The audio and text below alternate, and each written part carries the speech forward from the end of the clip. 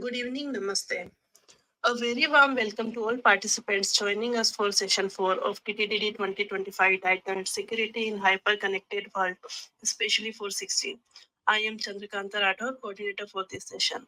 Before we begin, here are few hygiene announcements. All attendees will be kept on mute throughout the session by default.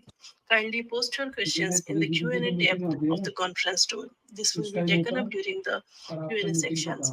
Questions in the chat box will not be entertained. If you want to enlarge the presentation, please click on the expanding arrow icon at the top right of the presentation screen. The tool is configured for HD video. You may switch to LD in case you are facing any bandwidth problems. Attendees who like to visit the exhibit booth of TSTSI in between the sessions to know more about our work. Attendees can use the lounge facility for networking. The lounge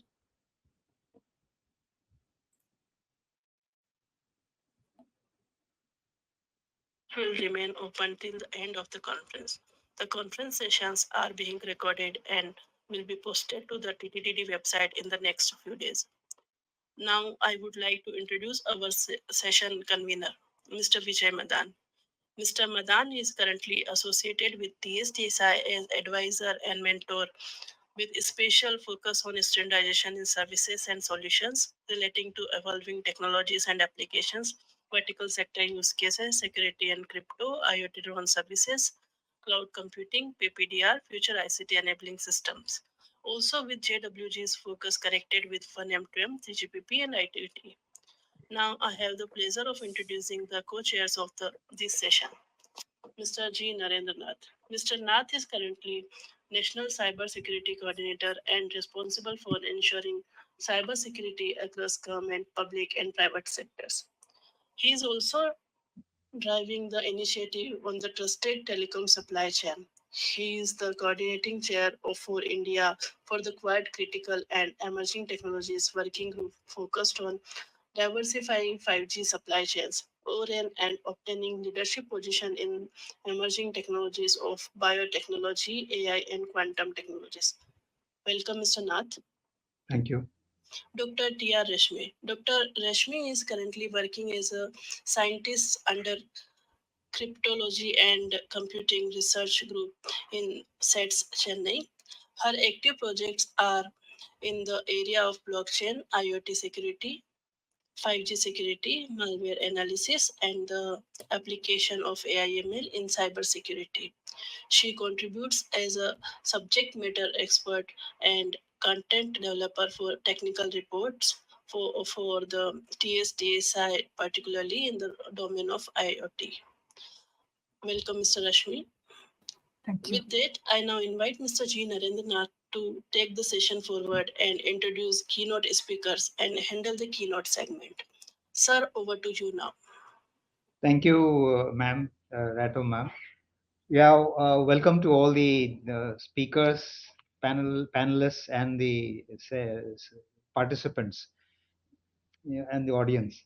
So, we at NSCS, we are looking at various security aspects, and one of the important points is that regarding the emerging technologies that come about and the security aspects of all of these emerging technologies. So whether you look at AI, the quantum technologies, blockchain, or the 6G, we're interested in securing all of those new technologies that are coming in. The other aspect, of course, we are also interested in is how do you use these emerging technologies for the use of security? That to enhance security, how do we use these technologies? Today, of course, we're going to look at the security aspects of all these technologies. We leave it to another day for using these technologies for enhancing security. 3GPP SA3 looks at the requirements, architectures, protocols for security and privacy in all the 3GPP systems, and they've already started working in the 6G space. One thing good about this particular session that we have today in the technical deep dive is that unlike when we had the 3G, 4G, and 5G coming around, did not really talk about the security aspects of that till the technologies had matured to a certain extent. 6G is yet to come, but still, we started talking about it. So as they begin to take shape, we have to actually establish robust security foundations which is essential for ensuring trust, resilience, and privacy in increasingly hyper-connected and intelligent digital landscape. This session will explore the emerging security paradigms and the strategic technologies necessary to safeguard the 6G infrastructures against the next generation threats, including those stemming from quantum computing, distributed architectures, large-scale edge deployments, and also use of AI-based systems. Key topics that we'll cover today include the transition to quantum-safe cryptography, focusing both on the post-quantum cryptography and the integration of quantum key distribution systems. The session will also highlight how blockchain technologies can enable decentralized identity and access management, as well as the dynamic spectrum allocation to secure and transparent ledgers. These capabilities offer strong security assurances by reducing dependency on centralized authorities and enhancing trust among network participants. Additionally, the role of artificial intelligence in enabling adaptive, real-time threat detection and response will be explored, showcasing how AI can improve network resilience in rapidly evolving environments, in addition to, of course, its role in optimizing the networks. This session will conclude with a panel discussion. We have eminent speakers on that, addressing the security challenges of edge computing, particularly in high-stakes use cases such as IoT and autonomous systems in 360. Bringing together experts from academia, industry, and government, this session will define key security priorities and research challenges critical to building a trustworthy 6G future. What we look forward to is after this session, it'll clarify our mind about the problem statements and the areas of work that we should be doing in India.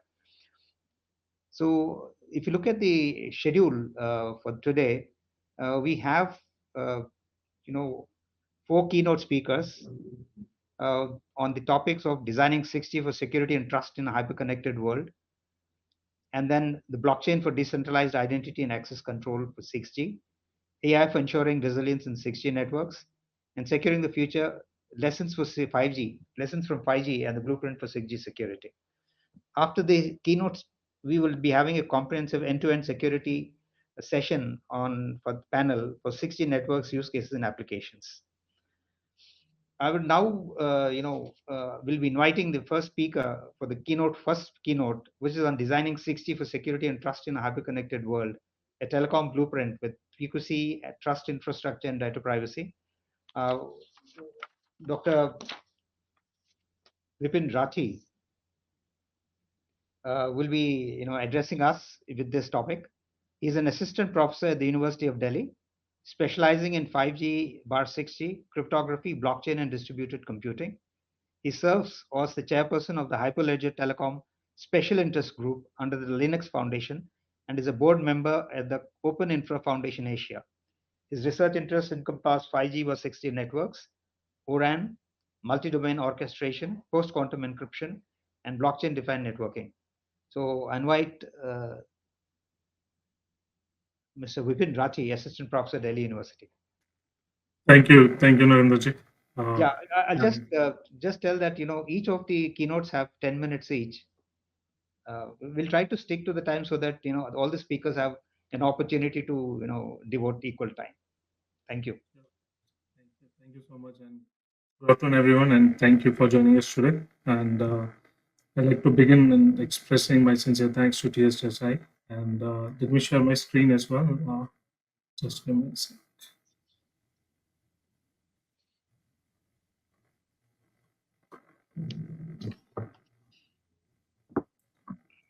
I hope my screen is visible, right? Yeah, it's visible, sir. But I think can it come in the full screen mode? Yeah, just give me a second. Is it fine now? Yeah.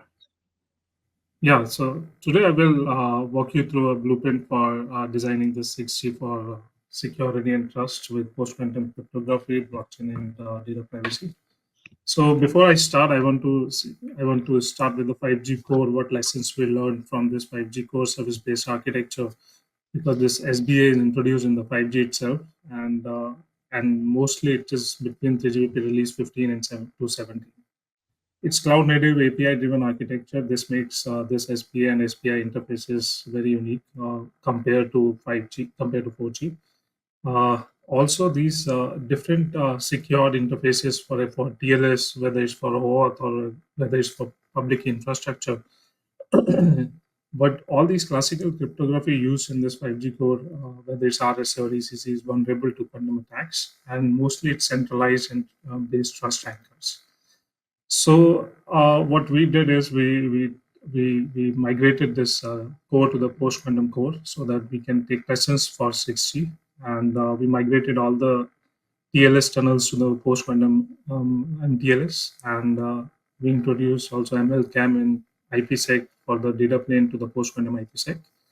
Also upgraded this AES 128 to 256 because and then post quantum token based authorization and PQ IPsec and PQ DTLS with QRNG as well. So this is in the 5G we tested so that we can take some lessons for the 6G as well. If you see this 3GPP evolution roadmap from 5G to 6G, as I mentioned, release 15 to 17, we can see this is mostly on the 5G side. From release 18 beyond 5G, it's 5G advanced, release 19, and from release 20 onwards, this is a 6G foundation for studies regarding 6G started in will be started in 2025 in release 20. And this 6G core, we call this evolutionary design. Why? Because I want to start with 5G core SBA. So this SBA will be reused in 6G as well. It's not completely means it's not like this that we will completely replace 5G core architectures. It's an evolutionary design and CUPS retain. So for example, this control user plane separation, which is very important, it will remain as it is from 5G to 6G. The new functionalities you can see is AI native control, more quantum safe security stack, including PQC, QKD, as well as certified entropy is important, whether it comes from DRNG or QRNG. And zero trust enforcement is really important for the 6G core architecture. And trust infrastructure require decentralized identity from maybe from self-sovereign identities or zero knowledge proofs. And the idea behind 6G core is privacy by design. And expected this. So first I will cover 6G core and then 6G RAN, and then I will try to show you that how Blueprint looks like with PQC and blockchain or even data privacy. So with this 6G core, intent manager plays very important role for this users or slices intents to policies because once user write layman request, so it should be converted into policies. This is the role of intent manager, and same with context engine. And there will be a digital twin for let's say per UE or slices, and then AI RIC code is very important because already we have a RIC in RAN. Right? So in ORAN architecture, RIC is there, but this RIC will be expanded to the core as well, so that this stack can be utilized for AI agents. And if we see SBA, we have SBA in 5G core, right? So same way in 6G RAN also, this SBA architecture can be reused. So this is also in the proposal that how we can reuse this SBA architecture in 6G RAN. And same way RIC architecture from RAN to the core, so that AI agents can see the data more effectively. And in the trust and identity services, it's based on post-quantum authenticated DIDs. And lastly, there's a quantum KMS and post-quantum KMS for the PQC and QKD combinations. So if you see architectural shift, this CUPS will remain same in 6G core with the enhanced AI control. Core functions comes with intent managers and context engines with AI RIC core and post-quantum KMS. On the security side, as I showed you in the post-quantum 5G core, TLS will be post-quantum TLS, IPsec will be post-quantum IPsec, and this AKA will be post-quantum AK, and the zero trust architecture with AI-driven architectures. And for the intelligence, of course, it's a native in 6G, and distributed AI per NF as well is possible in the 6G core architectures. Privacy is very important. Privacy by design in 6G is very important. And all the fully homomorphic encryptions is very much required because of AI. And obviously, pseudo-random function, which is OPRF, is again the basic building block for the 60-core privacy. And zero-knowledge proofs-based identity is where blockchain comes in. And for the orchestration, there's a microservices architecture is already in the 5G core, and it's mostly shifted from clouds to edge in the case of 6G. So this is how PQC can be applied in 6G core. But let's divide this 6G core into the control plane and data plane. So if I see control plane security at different layers, so you can see that there's a classical crypto and PQC upgrade needed, and at various layers, for example, GNB to AMF signaling, or whether UE authentication, whether post-quantum AK is required or not. So based on this, and KMS and trust layer is also very important, because this is PKI is centralized, and in case of 6G, this is distributed post-quantum KMS with post-quantum signatures, MLKM and Delithium.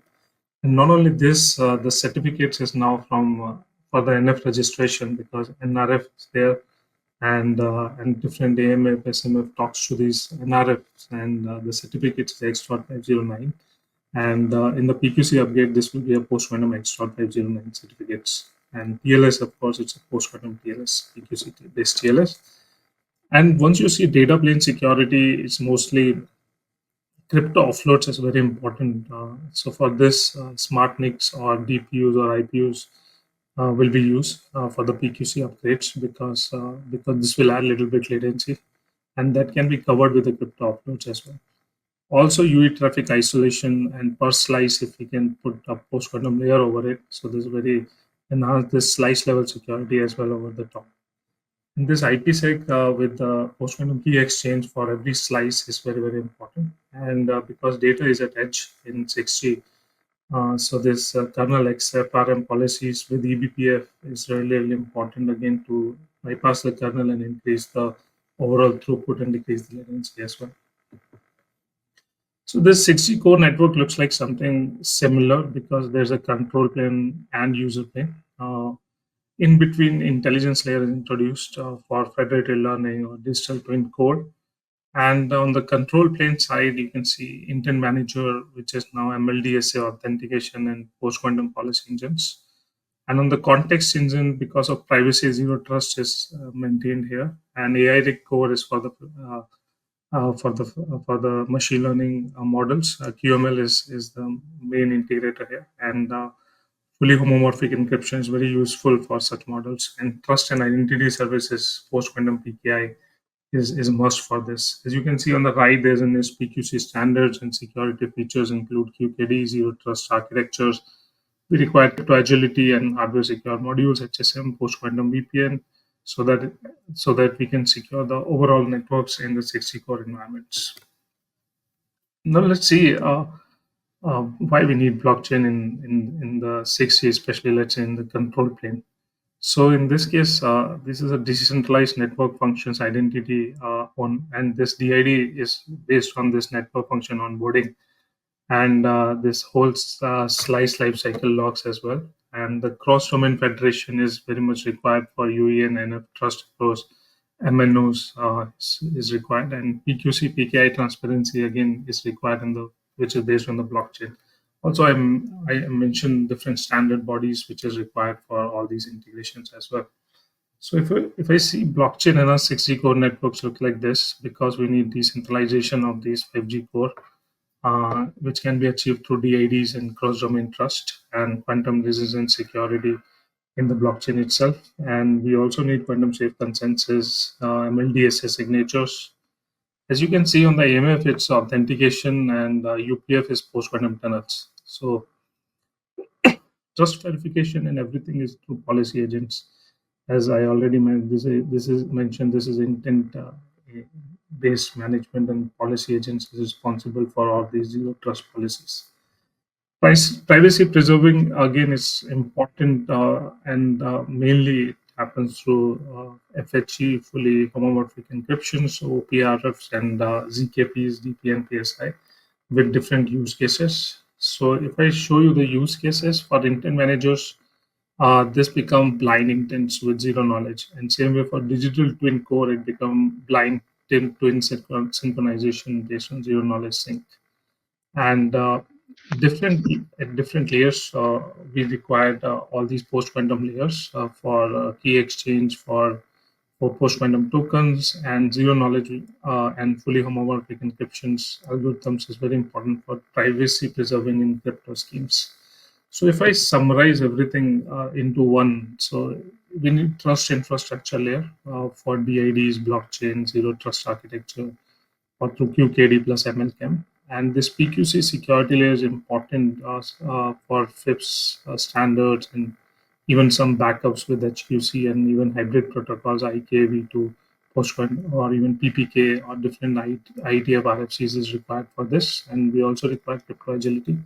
6G core network functionalities for different network functions, we require different kind of post-quantum cryptos. For example, for AMF, we required post-quantum auth with zero trust, and for SMF, we required session management MLChem. And UPF is a data plane, and here we require post-quantum IPsec. And same way for different network functions and different intent managers or AIT, we require different crypto solutions. For example, quantum KMS is helpful for key lifecycle management overall.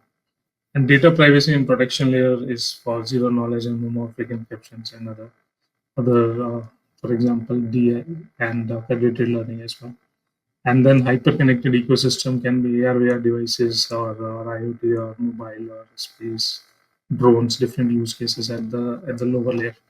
So this is a part of core, right? What we need core, what kind of blockchain distributed systems we require at core, what privacy we need at core, what PQC algorithm migrations we need at the core. But let's talk about ORAN now. So in the distributed ORAN architecture, we have CUDU splits in different layers and different MTLS, post-quantum DTLS kind of environments and different layers, post-quantum over 2.0. And so core primitives is if you see is a NIST, and protocols is IETF and post-quantum TLS 1.3 and DTLS as well. Even we require post-quantum MACsec for L2 layers, and the EAP TLS is also required for post-quantum to be post-quantum. If I see ORAN interfaces, there are multiple ways to upgrade these ORAN interface by different libraries.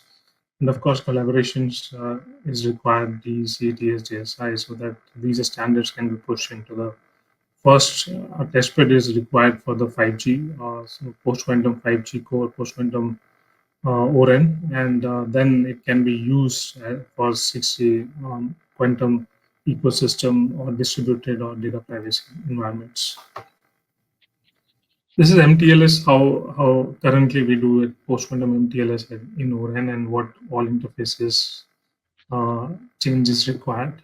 And I'm moving a little bit quickly because I think I'm bound to time. And so, for example, different 6G RAN evolution, there's a like privacy-aware telemetry is required at the RAN, and encrypted front hole and privacy-aware telemetry is also required, and different IPsec layers we require at different interfaces.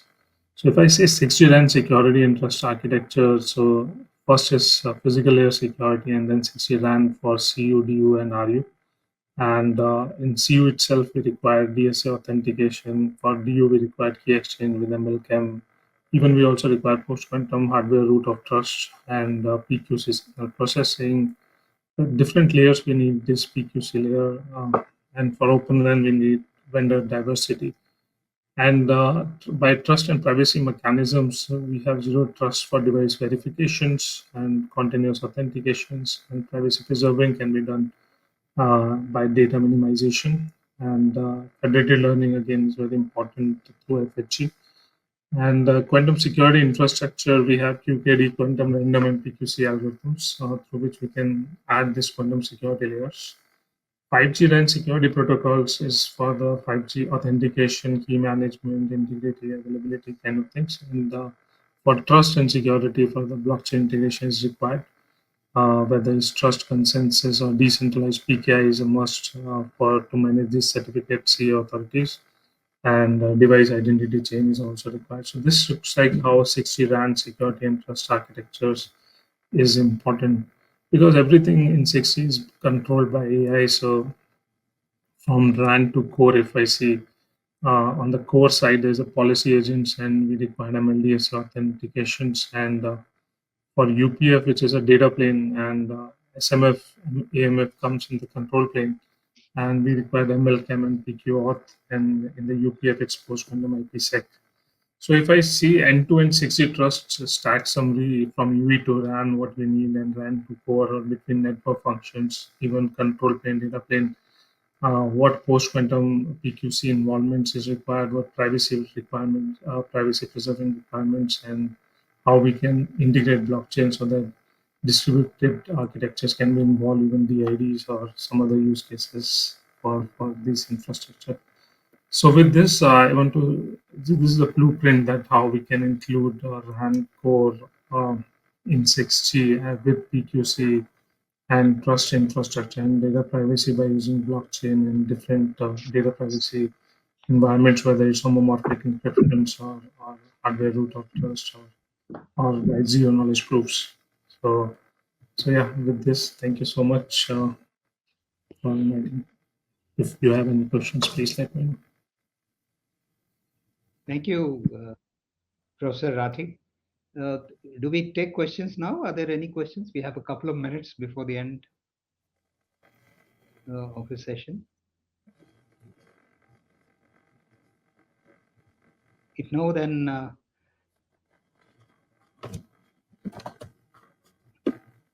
there any in the chat window? Okay. There is no questions right now. No questions. Okay, it's okay. But Professor Rathi, we might get questions in between. So maybe at the end, if you have some questions, you might have to answer.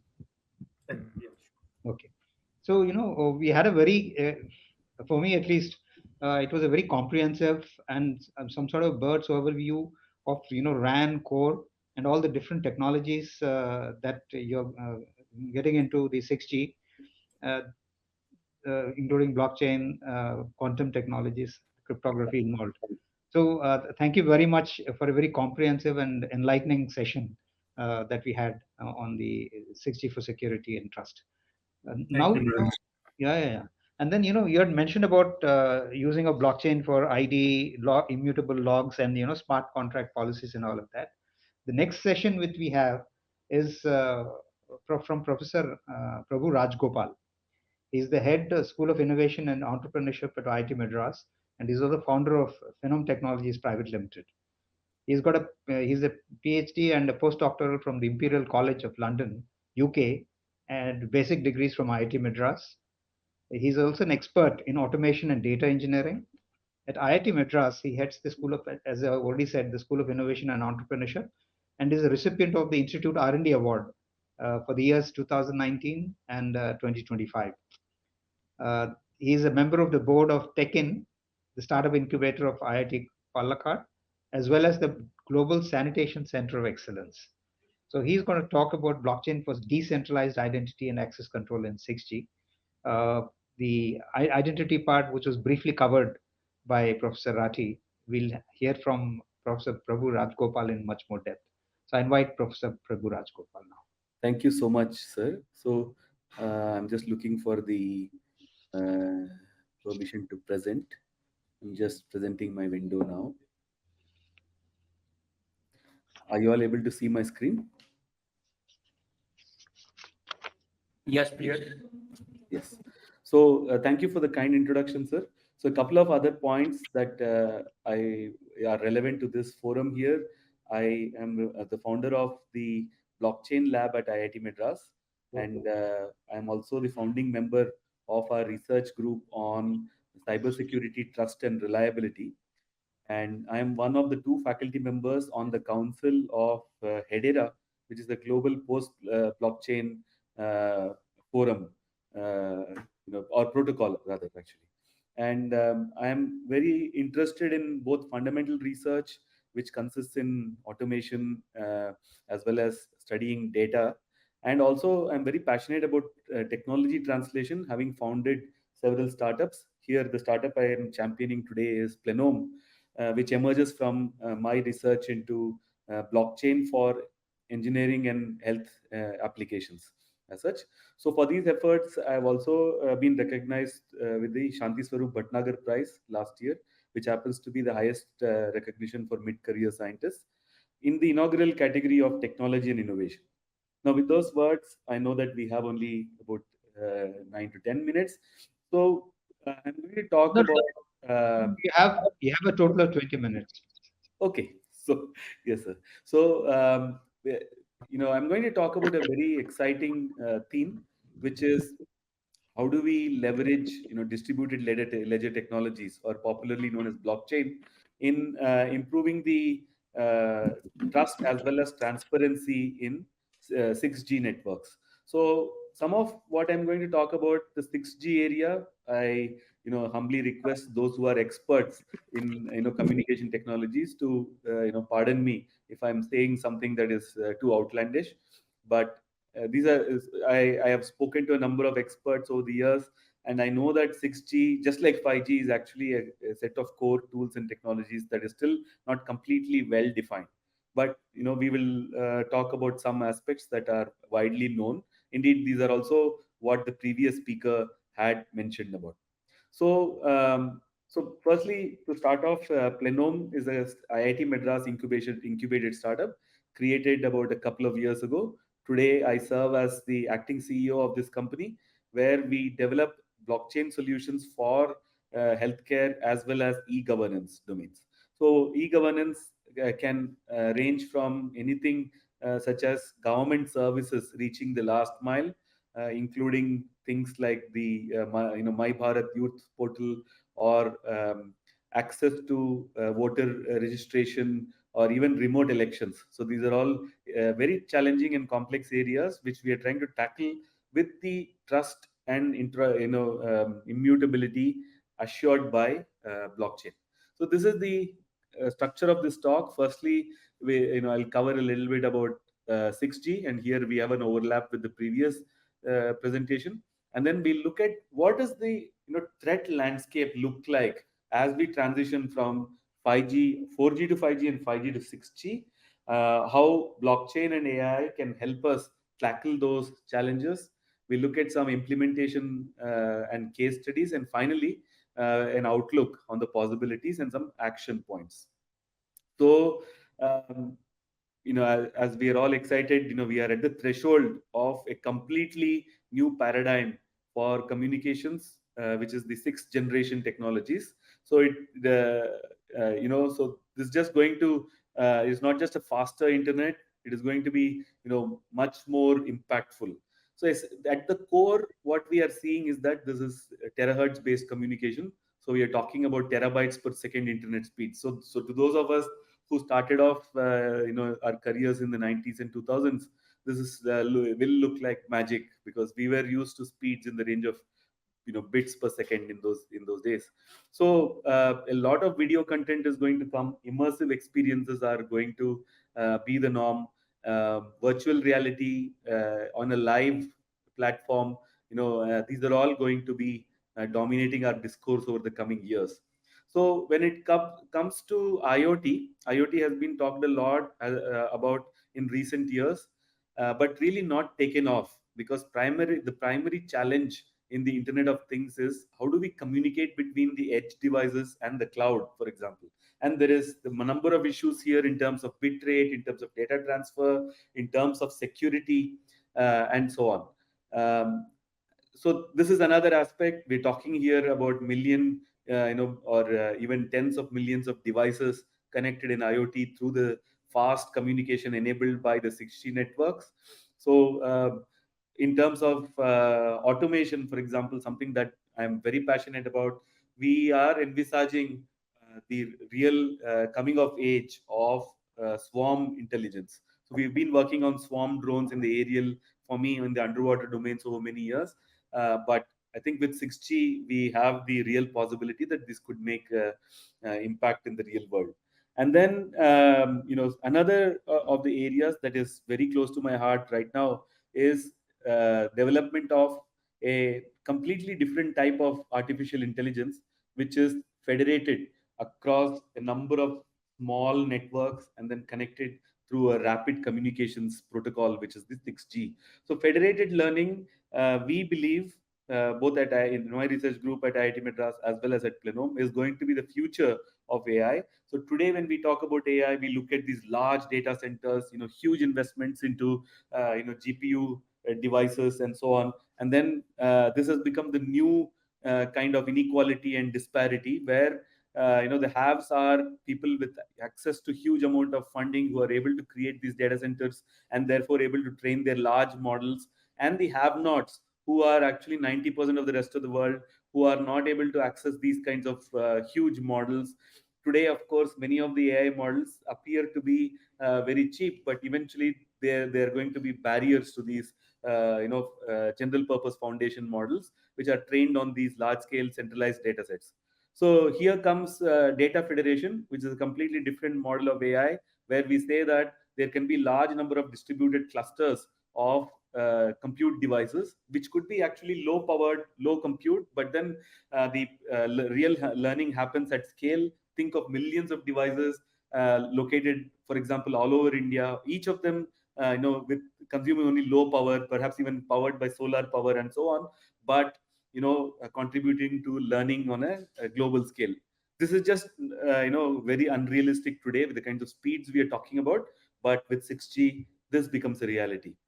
So but of course, with every excitement comes the challenges. So there is going to be a number of new vectors for attacks as well. So at our cybersecurity group, we've been studying some of these things closely for the current architectures as well as the future, for future proofing our coming solutions. So I know that in a previous session there was a discussion on beam directionality. A lot of sources for terahertz, and especially because these are high frequency devices, tend to be very narrow in terms of their spatial footprint, and therefore there is every chance that there could be eavesdropping on these narrowband beams, and that's one of the real threats that we are facing.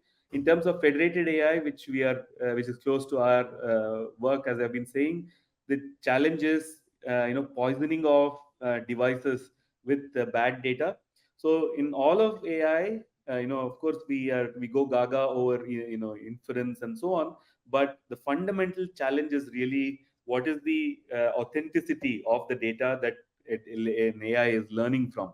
If even advanced AI softwares have gotten away with very bad conclusions, you would have known some years ago on the bias in Gemini AI and so on. So it really depends on your output, depends on the training. And now, if you think about trillion device scale poisoning of data, then you're talking about very bad outputs in the AI. Then finally, in terms of the full spectrum, satellite signal spoofing, as we call it, this as well becomes a major challenge, because if one node compromised means this just spreads across the network at the very high speeds.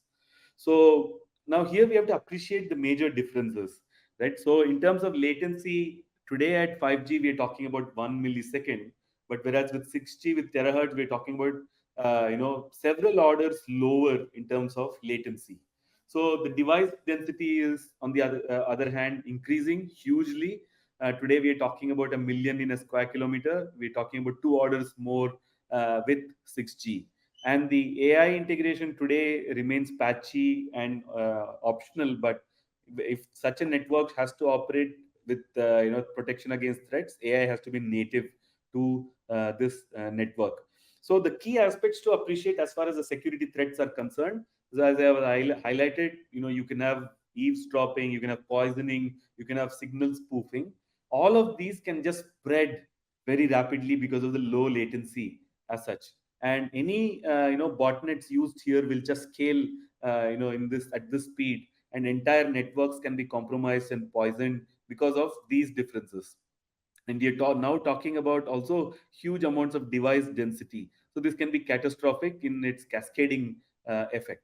So we at our group believe that distributed ledger technologies or blockchain and AI are fundamental to bring potential solutions to this. So with blockchain, of course, we know that we can trace the source, we can have a log on the identity, and we can obtain information on the threat because of the decentralized network. Anything off, we know immediately, and AI can help us to immediately learn. If we know that there is a compromise that has happened somewhere, there is a breach that has happened somewhere, the AI learns fast, and then at least we have secured against that and similar threats. And AI is also getting much better in forecasting, not just in interpolation but also in extrapolation, and that's where AI is going to play a powerful role in the coming security paradigm.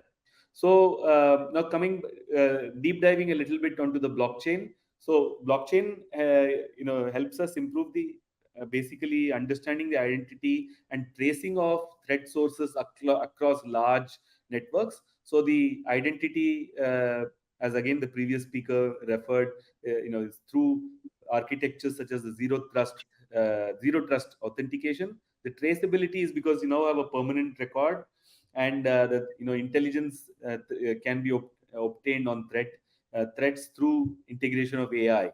So this is the kind of data federation and federated AI that we are passionate about. We are saying that look, for the future of AI to really work and really the potential to manifest, what we need is every single source to be logged and to be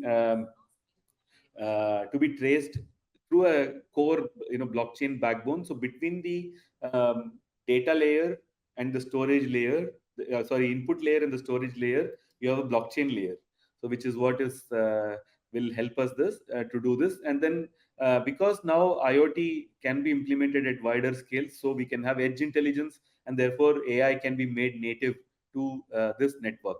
So that was deep diving into the blockchain and segueing into AI. So AI is not just useful for us now in this paradigm for threat detection, but also threat modeling and prediction, and helping to allocate resources. So once we know that certain amount kind of threats require certain number of nodes to tackle and so on, this can be allocated in advance in future, so that at peak traffic time we can manage those kinds of threats. So this is the threat intelligence matrix that emerges because of AI in this new paradigm.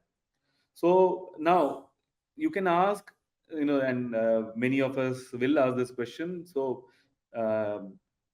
what is the current use of these technologies? So fortunately in India, we are actually early adopters of many forward technologies. So TRAI already implements DLT based identity registry. Hmm? Can I Yeah, I continue? think people other than they have to mute themselves. Yeah, please go ahead. Yeah. So blockchain is already being used. So for example, there has been a huge almost 95% spam reduction because since TRAI introduced DLT based identity registry. So in the 6G application, the scale has to be ramped up. So you'll have 1 trillion device identities to be registered on chain. So I'll come to this, how this is a challenge in the in the next slide. So, but I'll touch upon it here. So blockchain also needs to evolve with this evolving paradigm. So even today, actually, blockchain at scale struggles with throughput. We know this. And so we need to work on new consensus mechanisms, new ways of scaling these kinds of transactions at trillion device order of magnitude scale. And so those are some of the core research challenges that everybody should be tackling, and we are also tackling this. In terms of AI, already there are several telecom companies that have put natural language processing firewalls already today, and we are able to detect deepfakes with a lot of accuracy. But with 6G, we will need to have attack prevention with a predictive threat modeling. As they were highlighted, the scale at which threats can propagate is staggering, and therefore we need to have very active threat predictive modeling and then take preventive action against those kinds of threats.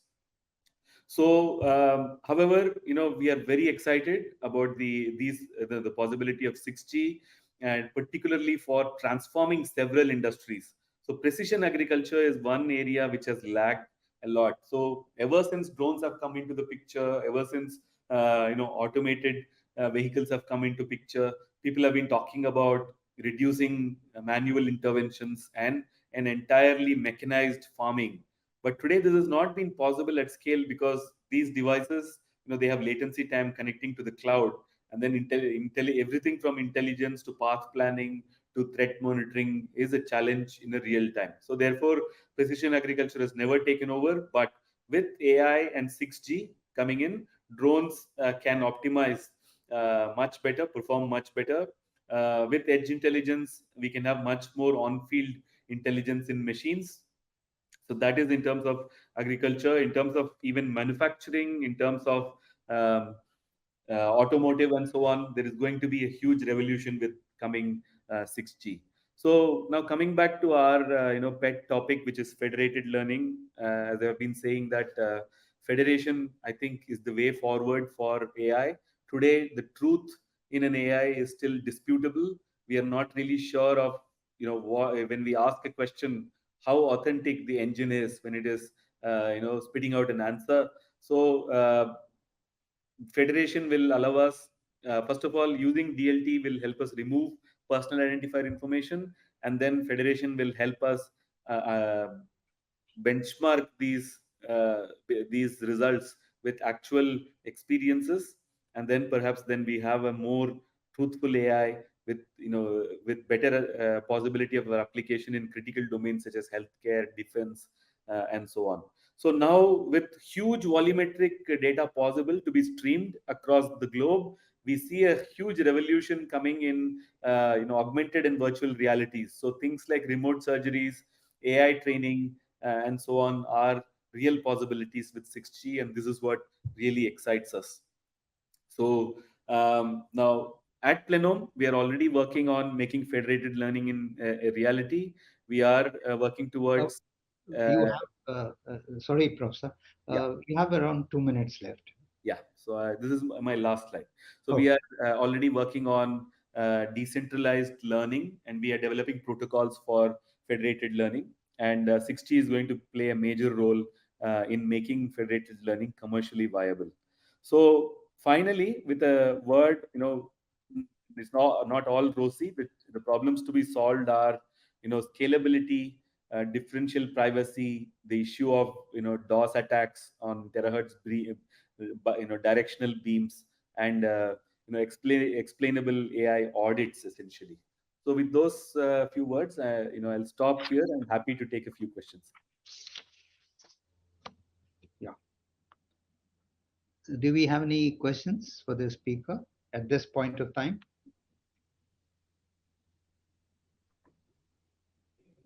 Okay. So what we'll do is we'll proceed for the next session. So thank you, Professor Prabhu Rajgopalji. Thank you, sir. Thank you very much.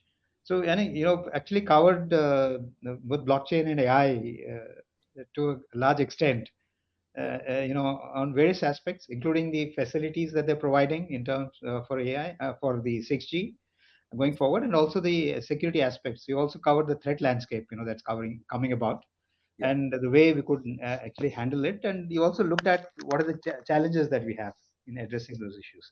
Yeah. So thank you very much for that. Yes, sir. What we'll do is now we'll move to the next speaker. He's Mr. Devabrata Nayak. He's Director of Cybersecurity in PwC. He's going to speak about AI for ensuring resilience in 6G networks. Mr. Nayak is the Director of Cybersecurity in PwC India.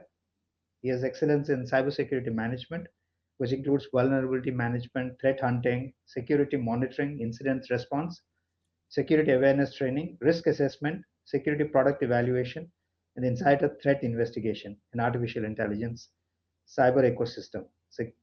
is got excellence in driving organizational level information security and business continuity management functions. So with this introduction, I would invite Dr. Debabrata Naik on the topic of AI building resilience in 6G networks. Thank you, sir. Chandrakanta, you will run my slide. Yeah. Yes, sir. Yeah. So let me start what exactly we are going to present here. I am going to give the sessions on how actually the 6G system is really evolving based on the 5G systems and what exactly we are going to find out in the 6G system. Go to the next slide, please. So if you see 6G and AI, it is not a standalone system. It is called as basically a ecosystem, and this ecosystem in enabling in various facets of the healthcare, education, agriculture, safety, logistics, financial services, automotive, and power and utilities.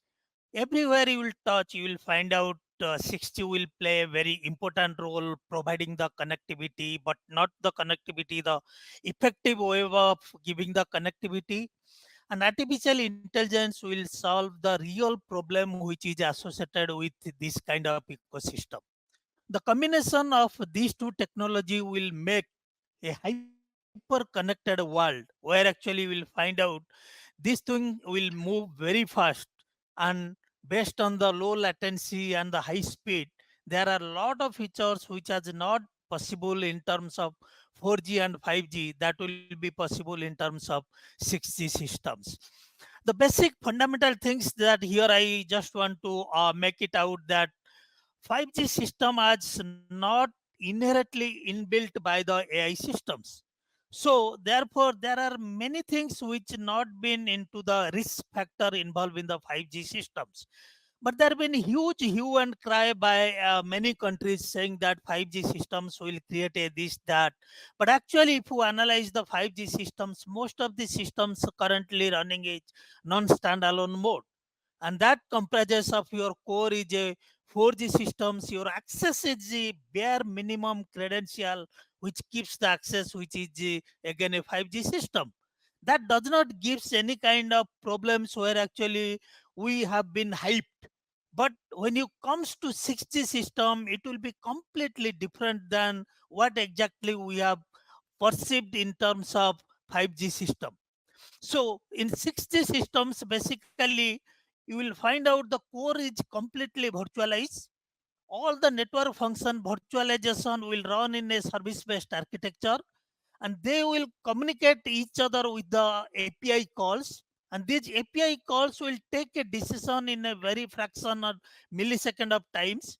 Their resources will be lie in terms of the cloud, and the cloud will be used effectively based on the cloud native environment which is currently the telcos are building. So there will be a drastically and dramatically change will happen. But where actually the problem is? The real problem will comes when actually AI will play a very important role in the whole ecosystem. The AI will go to the RAN, the AI will go to the core, the AI will also go to your billing, your maintenance, your operational, everywhere the AI will play a very important role. When they will play important role, we have to understand how actually this system will behave during the course of time. So please go to the next slide. So having said that, if you see in the 6G, but it is still conceiving, and the standard 3GPP is evolving, you will find out there will be a lot of security risk will be associated in the 6G system. One is quite obvious because there are many more IoT devices and small devices will connected to the 6G systems. The moment they will connected, the attack surface will be increased. The attack surface will increase means we have to use a reduce isolation mechanism so that if there will be attack will happen in one part of the network, how quickly will reduce the isolation mechanism, and so that the attack surface will be get reduced. And also it depends on the interconnect of the supply chain mechanism. The supply chain mechanism will play a very important role. Are we getting the ML language built in the equipments, and those equipments will be coming from the democratic or non-democratic setups. What is the example of training mechanism used there? Standard will define a very framework, but actually the implementation part will again depends on the vendor specific. So we have to understand what extent this kind of supply chain system will be inherited, and that will also pose a huge risk in terms of 60. So, and moreover, the topic will be on AI. When AI will be introduced, you will find out there will be an inherent threat will be comes because of this. There will be some kind of machine learning mechanism will take place. That machine learning will take or will provide you the poisoning attack. It will provide you the data injection attack. It will provide you the data manipulation attack. It will provide you the logic corruption attack. It will provide you the model evasion attacks, and it will also provide you what extent you will find out the model extraction mechanism will be inbuilt there. So to build those kind of systems, we have to understand these are the lot of attacks mechanism is machine learning currently now is facing. So AI will be when built those kind of mechanisms, so we'll find out that this kind of inherent mechanism will comes and that will be built in the whole telecom ecosystem. So that way, actually, we have to be very careful to understand where is the supply chain mechanism is coming, where actually these equipments are coming into the access core, or it is going to the billing, or it is going to the operation and management level, how the AI is playing a critical role, and what extent we will find out these attacks will play when actually they will be distributed in a distributed network. So it will not be a centralized network like 4G network, flat IP network structure. It will not a non-standalone mode of architecture which is running in terms of 5G. It is 6G will be a completely distributed architecture.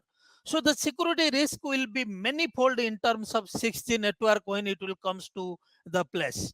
But having said that, can you go to the next slide, please? I deliberately put this slide so that the people will know what exactly the various kinds of security use cases currently evolving in terms of 5G. If you see the 5G, there will be a network slicing is happening. Many of the operators in all over the world has not gone to the network slicing in full scale, but still there are some operator has doing the network slicing mechanism, inter-slice attack, combination of the slice when they are operating. So there are a lot of slicing mechanism security use cases are coming, and many of the telcos are going to the cloud and virtualization methods. So the security mechanism is also evolving. And similarly, the user equipment space also, there are a lot of IoT devices are now getting connected to the 5G ecosystem. So the user equipment things you will find out the use case is also evolving. And the important thing is the G-Node B, which was never been talked in terms of E-Node B taking the credential of the user information, that is now paying attention.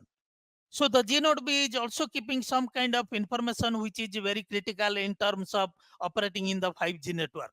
And core network is also comprises of the mobility management functionality, the security management, lawful interception functionalities, how the DDoS attack should be mitigated. So we are now deriving a complete use cases after a long time when the 5G network is operating.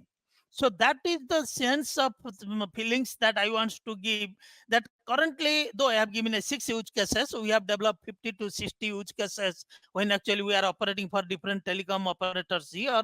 So we are finding out these are the use cases are currently evolving. And based on this, how does 5G security is playing the role. But these use cases will be also play a primary role when actually it will go to the 6G use cases. On top of that, it will be artificial intelligence use cases will play an important role. Can you go to the next slide, please? Yeah. So if you see these two diagram now, we have been very much aware is that one in the 5G network and the 5G NSA and SA network, we are very much confirmed now. These are the existing network topology or architecture can or will be implemented by the network operators. So when you consider the network operators is going to implement this kind of network architecture, so you have a fair amount of idea of their network topology. You can understand their network topology, then you can understand their threat landscape. You can find out where exactly the mechanism or the transaction happening, and based on that you can find out how you can provide the controls and how can you secure these things. But when the 6G network is evolving, there are many areas where we will find out these areas are still in the process of evolution. So we have to be very careful to understand how the evolution is happening. As I have told you, it's not an network architecture will evolve. It will be an ecosystem will evolve. So here the real challenges will come in the 6G cases. When the real challenge will takes place when actually the 5G complete SA core will transition to the 6G core. So some of the presentation what we have seen 6G core is a very nascent state. It does not have any relevance in the current scenario. So we have to see how this is actually evolving in the course of time, and we'll see how practically the operators are implementing these kind of network scenario, and based on this that will take place in the near future. For example, a security management function or anchor management function, network resource management functions, these will be lot of things will be played in the important role in the cloud environment, which is the currently cloud native telcos, which is in the Indian context people have implemented. But if those kind of implementation, the my cloud will use the resources, and the resource will be controlled by my AI, and the AI will decide what amount of resource will give it during my off-peak time and peak times, then my AI will be also secured enough to control these resources. Otherwise, there will be a huge problem that in the time of no resource, it will allocate maximum resource and it will be a DDoS attack.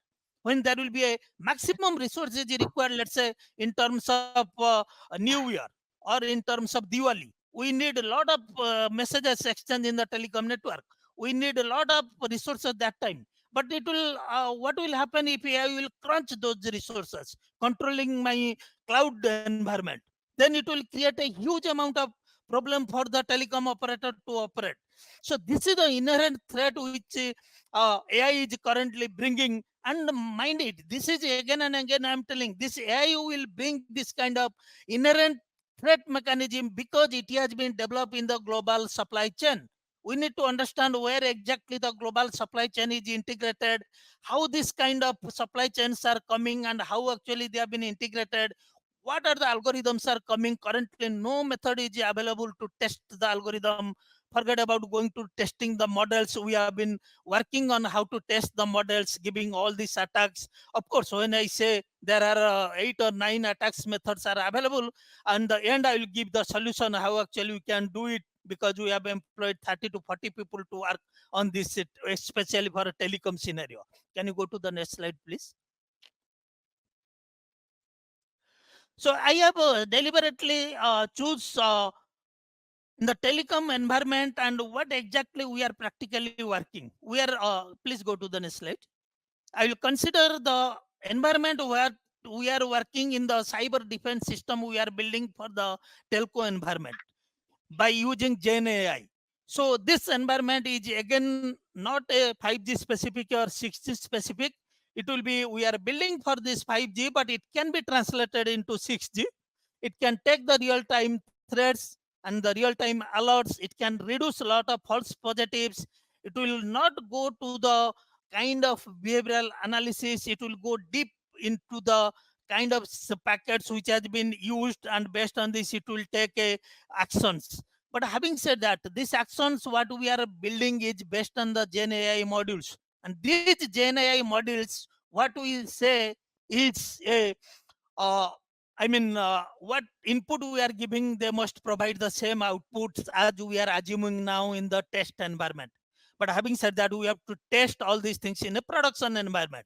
How actually they are behaving when they go to the production environment and interact with various kinds of modules, and then they will take a predictive decisions on based on this. When the real life threat will, or the real life threat will comes from the SIM, will provide you the lot of inputs. They will analyze whether which one is false positive, Then EDR will provide all the inputs. They will analyze the EDR mechanism.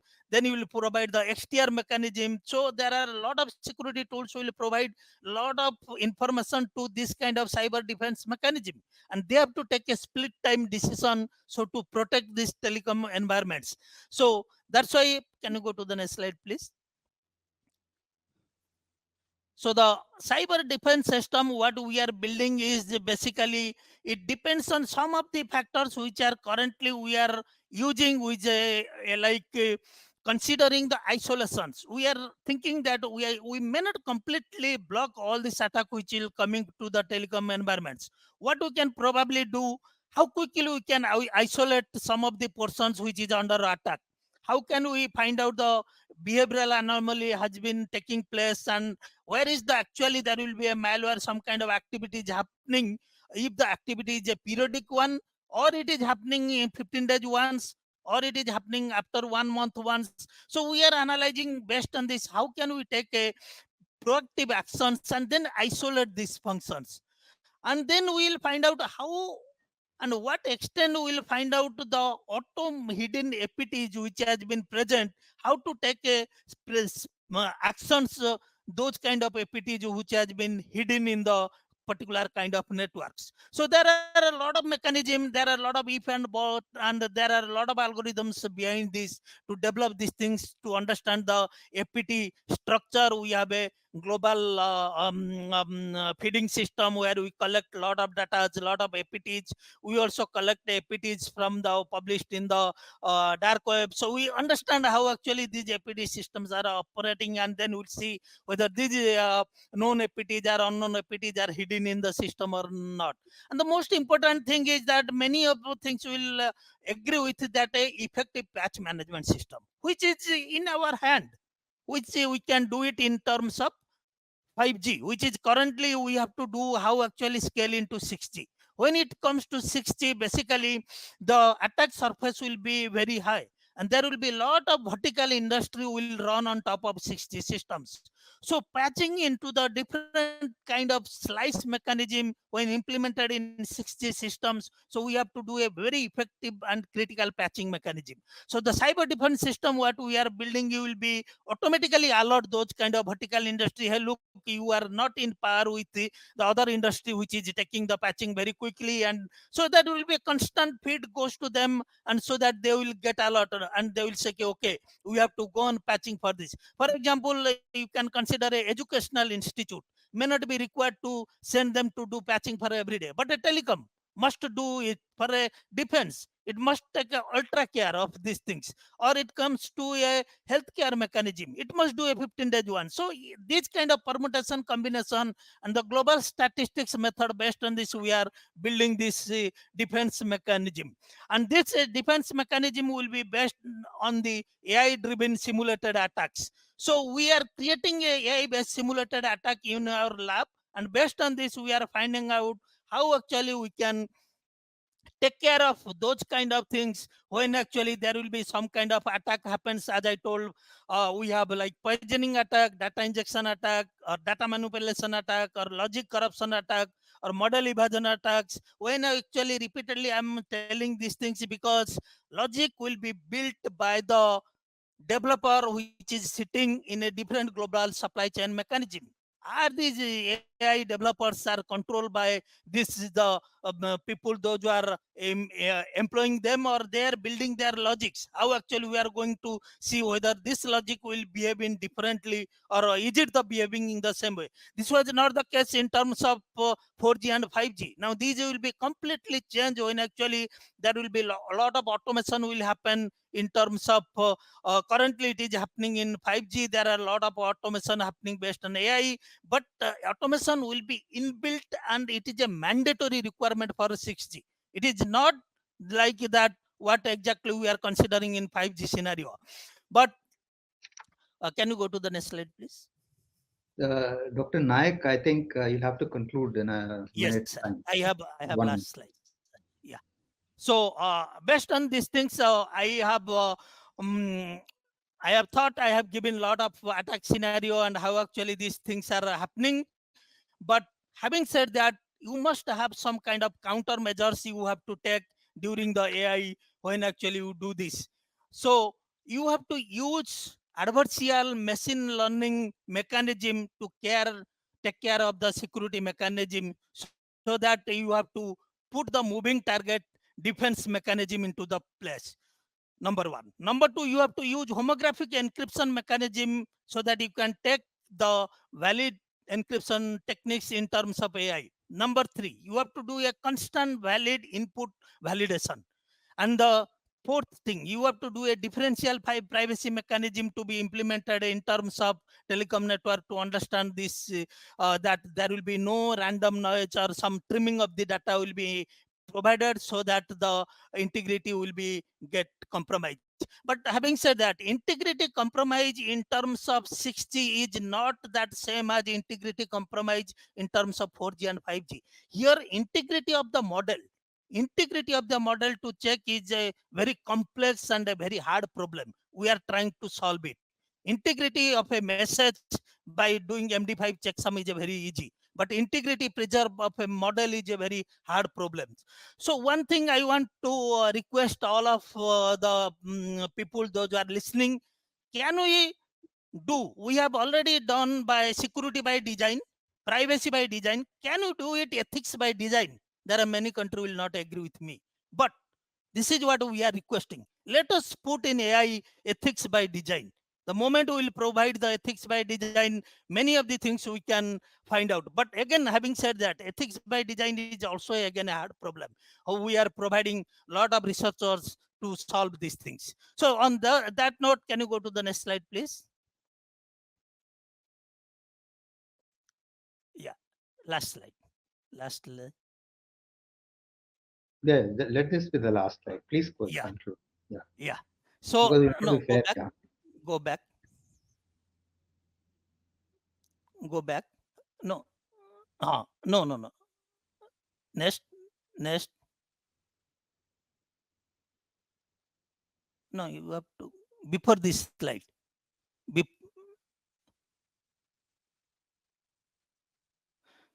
That is a slide comprises of all the standards. So I just want to thank all the standard bodies which from my I think engineering days, even all my technical careers, I will be going through NIST. I have a privilege of working with NIST for 3 years in Motorola in USA. I have worked with ARIB, ETC, CCSA, TSA, ITU, all the standard bodies. It is a privilege of working with them. And so also we want to thanks to Vijay Madan sir and TSTSI for taking this into next height. So also Chairman sir, Narendra Nath sir for giving the opportunity to speak for this. Thank you very much. Thank you, Dr. Nayak. Thank you very much. Yeah. I think, what you talked about is, the 5G use cases, security issues, which are there will continue in 6G. And the attacks on AI and ML systems, which currently manifest, will also manifest in 6G applications, is one thing. And especially when you get AI into distributed architecture, is what you pointed out. And then one thing we good to know is that at your organization, you're putting in place test beds and also doing testing for various aspects of AI security that you talked about. Thank you very much for the presentation. Now, we move to our final speaker in the sequence of keynotes that we have, the fourth keynote. And that fourth keynote is on securing the future, lessons from 5G and the blueprint for 6G security. We have Mr. Saurabh Khare. He's the chair of the TSTSI Security Working Group and head of the department at Nokia. Coming from OEM, and I think he's right frame of mind, and I think with the right experience, having looked at how the 5G evolved and what are the challenges that they faced with 5G and then going ahead into 6G. As I said, that he's the chair of the security working group in TSTSI and the head of the Nokia SA3 delegation. He has served as the rapporteur for multiple key studies in both 3GPP SA3 and TSTSI, contributing significantly to the evolution of mobile network security, including 5G and emerging 6G technologies. His work spans critical areas such as AI, ML security, and next generation architecture design and security. So over to Mr. Saurabh Khare, lessons from 5G and the blueprint from 6G security. Thank you, sir. Am I audible? Yeah, you are. Okay. Thank you, sir, for the introduction. So my side, I'm Saurabh Khare. Yeah, I should switch off my video to preserve my bandwidth. Yeah. So thanks for the previous speakers. They talk about a lot of research activities which companies are doing. So my presentation is more on realistic view, what we have learned from 5G, because I'm a delegate in 3GPP for many years. So we know what we have done in 3GPP and realistic blueprint for 6G security.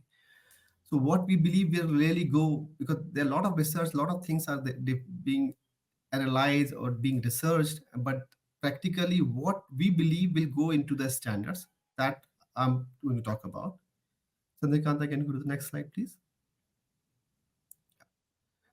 So first, I don't have many slides. There are 4 slides only. So first slide, we talk about lesson learned from 5G. I hope this is visible to all. It's pretty small to me, but it should be Yeah, fine. it is small. The slide is visible. The font is not. Okay. Yeah. Maybe we Okay. can zoom it. People can zoom it. So lesson learned from 5G, right? So first thing, so I have categorized on left-hand side few security features and what we have learned, right? So first category is UE to core network security. So UE to core network side, there are few features which I highlighted here. This is subscription identity privacy, which is a SUKI. So in 4G, we had a problem of IMSI tracking where user can be tracked. Now in 5G, we have solved it via the preserving the identity of a user over the radio interface. Then second is authentication framework. We define 2 authentication, 5G ACA, EPAC address, and there are this multiple non-NAS access, means 3GPP access, non-3GPP access. These are the good features, right? But what's the problem? The slow deployment. If you see right-hand side on this, so 50% of the features are not deployed in SA due to multiple architecture options. So in 5G, if you remember, we have this NSA or SA, non-standalone and standalone. And because of that, this non-standalone, many operators go ahead with the NSA option where they're still using the 4G core and they just enhance the radio. And because of that, many things are defined as a security features, but those are not really deployed. So at least this is one of the learning for us, that having multiple options and standards will create a lot of delay. Second aspect is UE to radio network security. So UE to radio side, if you see, I'm going to talk about this PDCP layer security. PDCP layer security, mainly the integration aspect, integrity security, right? Integrity protection aspect. So this feature, if you see right-hand side, I talk about this is the latest specification because integrity protection was defined in release 17. So this security is for the user plane. So basically the data which you download or upload, right, on mobile. So that comes in release 17. So release 17 introduces, hey, how to ensure the integrity of this data. And the latest specification causes that many operator hasn't deployed this. Many users are not able to cope up with the capacity because now we are bandwidth hungry. We want to provide more bandwidth to user. You put more integrity protection of the ciphering and stuff, that speed become a bottleneck, right? So this is also one of the problem here with this because of the latest specification. Then if you third category, if you see, there are core network and management security.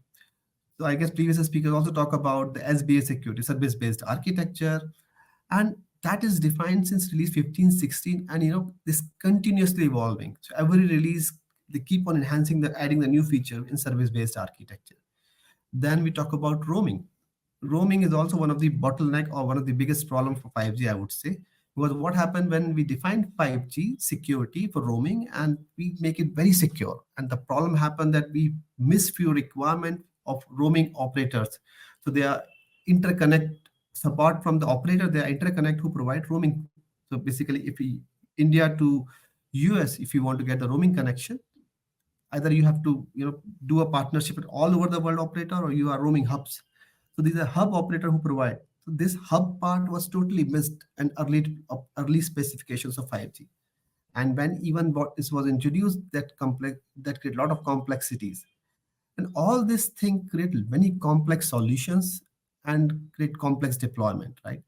So these features across different release introduce many complexity, multiplicity of the protocols. There are many protocol according, right? We are roaming, we use different protocol, SBA we use different protocol.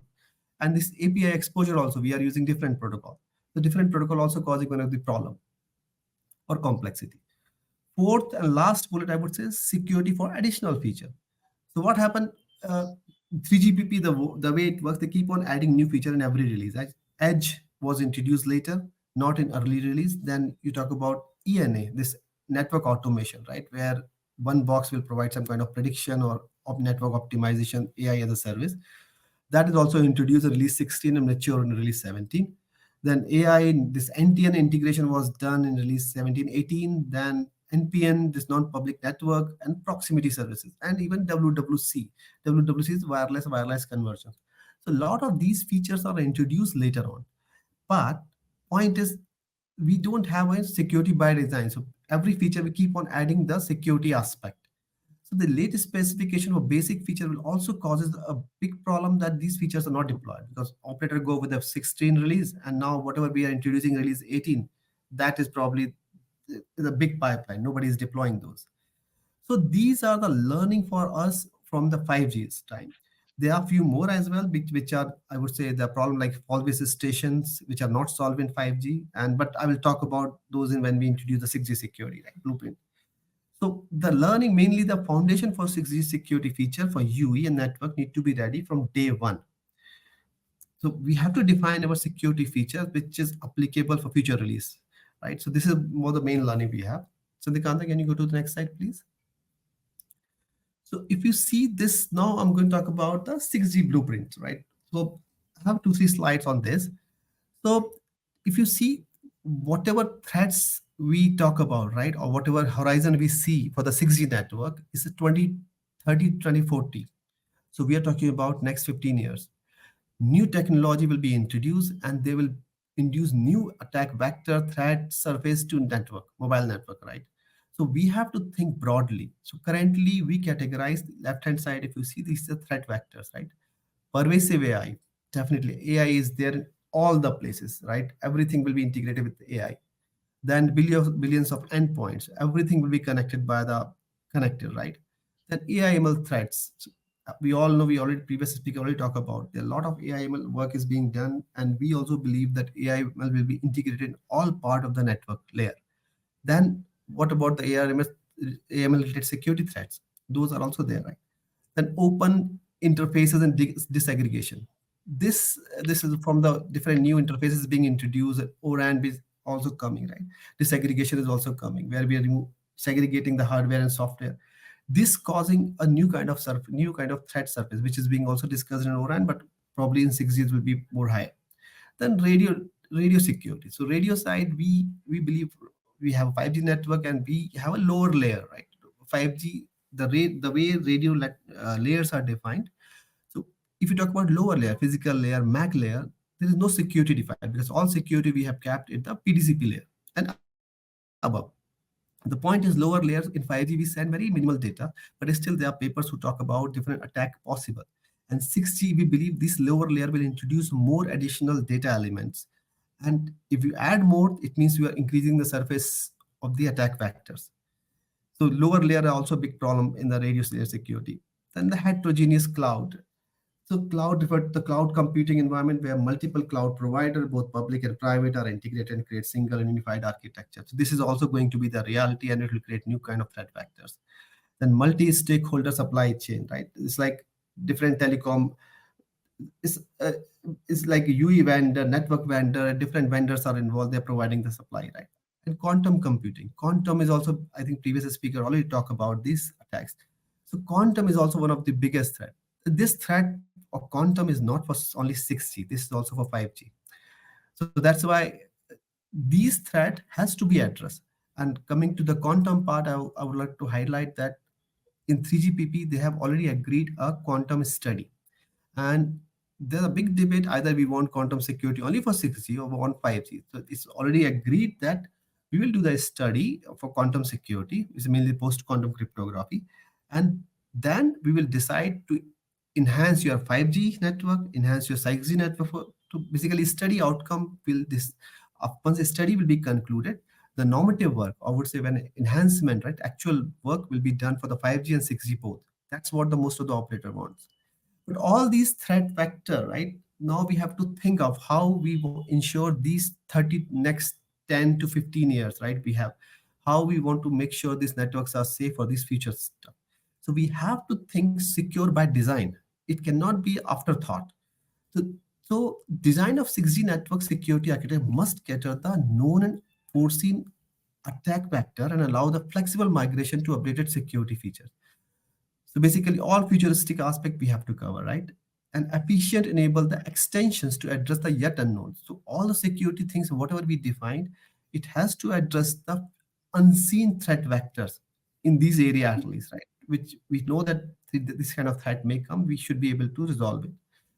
Allow the composable security solution, so which we can reuse it for different ways, right? Not static solution. So Nikanta, can you go to the next slide? So these are the novel requirements which we think is required for 6G security. So I categorize them into 3 buckets. The first bucket we talk about 6G security on 5G. So I would like to highlight that 5G security is not bad. 5G security provides really very strong basis for 6G security. Because last few years we are working very hard to make sure 5G network are safe. So we cannot say 5G network is bad, design is bad, but we have to reuse whatever is possible. So whatever security we have designed for 5G, if we believe that is a future safe, we can reuse it. So we can reuse as a baseline for defining the 6G security. So this thing also is not like completely redesigning of the security for 6G. But definitely we need to make even a stronger security in 6G and learning from the 5G. Second bucket, I would say security and privacy by design. I guess previous speakers also talk about this. So target is to avoid ad hoc security feature after architecture development, right? So along with the architecture development, we have to integrate the security. It cannot be afterthought. Security consideration enabled into 6G architecture design phase itself, right? So it's not only security, even the privacy part also. We should know privacy is becoming a norm. So we have to ensure this privacy for each and every feature which we are in designing. The last bucket talk about the new technology enabler from 6G day one. So I put 3 items here, but there can be more definitely, but we believe there are 3 major items require our attention. Quantum security, definitely, no denied on that. Previous speakers also talk about it. So the quantum security, but I might have a different view, because quantum, if you see the NIST and IETF, what they have worked, they have enhanced their asymmetric cryptography. They haven't talked about on the symmetric cryptography, right? So 128-bit encryption is sufficient to tackle the quantum attack. There is no attack possible on 128 encryption as well, right? But it's good to enhance to 256 and maybe higher bits, but there is no attack which really claim that yes, 128 can be broken. But asymmetric cryptography is a big problem. So all the places where we use asymmetric cryptography has to be updated. It could be your IPsec, it could be a TLS, which are IETF defined protocol, but we are using in 3G because we have to do the profiling. So that's the first part which we have to do. Right. Second is about SUKI, because SUKI is something which is designed to preserve the privacy of a user. So SUKI has to be secure, because SUKI encryption is SUKI protection is defined by 3GP. 3GP has to ensure that how to secure this part. Second bullet is about radio layer security. So radio is already secure. Some enhancement will be done in 6G, but as I mentioned before, the lower layer of radio is not secure. So we have a physical layer, MAC layer, which are not secure. All security comes above the PDCP. So these lower layer definitely need to be secure, considering more information will be added in this lower layer. And even we have seen this in last release of 5G, that where companies start adding more information aspect in the lower layer, and that may cause many more attacks possible. So we have to ensure the lower layers are protected. Now, AI security.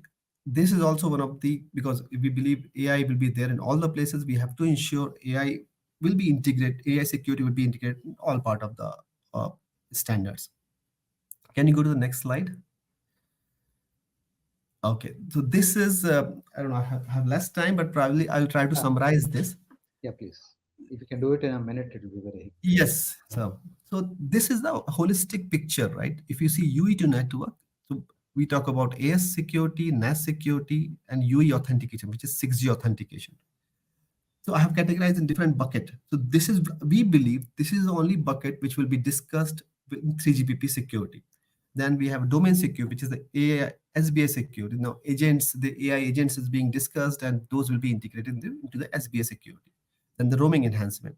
Then the exposure aspect, we have this user consent, privacy management, and the identity management aspect. PQC, we already talked about it.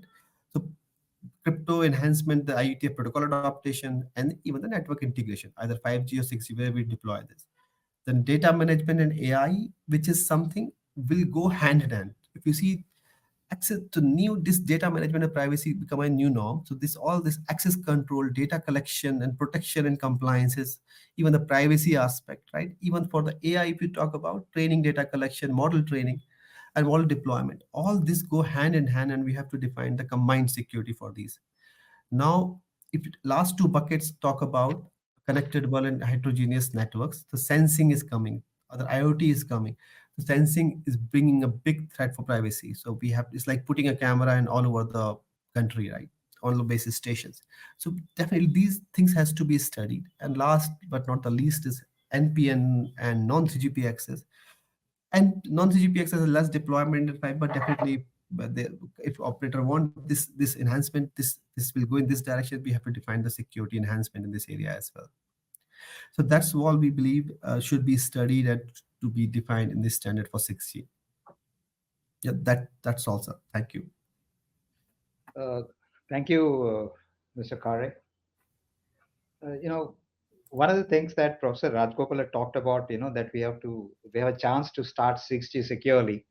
And then, one way you reiterated that, you also talked about that we have to be ready from day one for security for 6G. And the theme is similar to what you were saying. And you talked about the learnings that you got with 5G. Hello? Am I audible? Yes, sir, you're audible. Sorry, yeah. Yeah, that's what. So, that you have to be ready from day one for security is one part. And and then, the architecture would change if you try to add security to the future date, and it has to be built right at the beginning. And you also talked about taking care of unforeseen and known threats, so that flexibility for migration to the updates that are required and enable extensions for the unknown threat vectors which are there. These are very important concepts. And the final slide that you put about, where you have got all the buckets in place, that's great. And I think it gives you a good idea about what are the areas in which the standardization bodies and our academic community also could be working on. So thank you very much for the presentation. So I think we have reached the end of the four keynote speakers presentations. We now move on to the panel. If there are any questions, we could take them now for a minute and then hand over, or if there are no questions, then I hand over to Dr. Rashmi to take us to the panel discussion. Chair, we may take the question at the end of the session. Okay, thank you. So, Dr. Rashmi, I think you can take over the panel discussion, and we have all ears here now to listen to what you have to say. Thank you, sir. So good evening, everyone.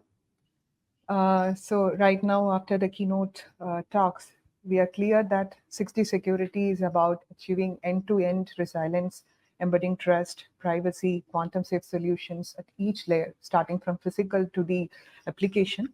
Now, all the foundation pillars, starting from ZTAA, post-quantum, blockchain, AI-enhanced threat detection, and multi-layer defenses, all was covered by the discussion points and keynotes.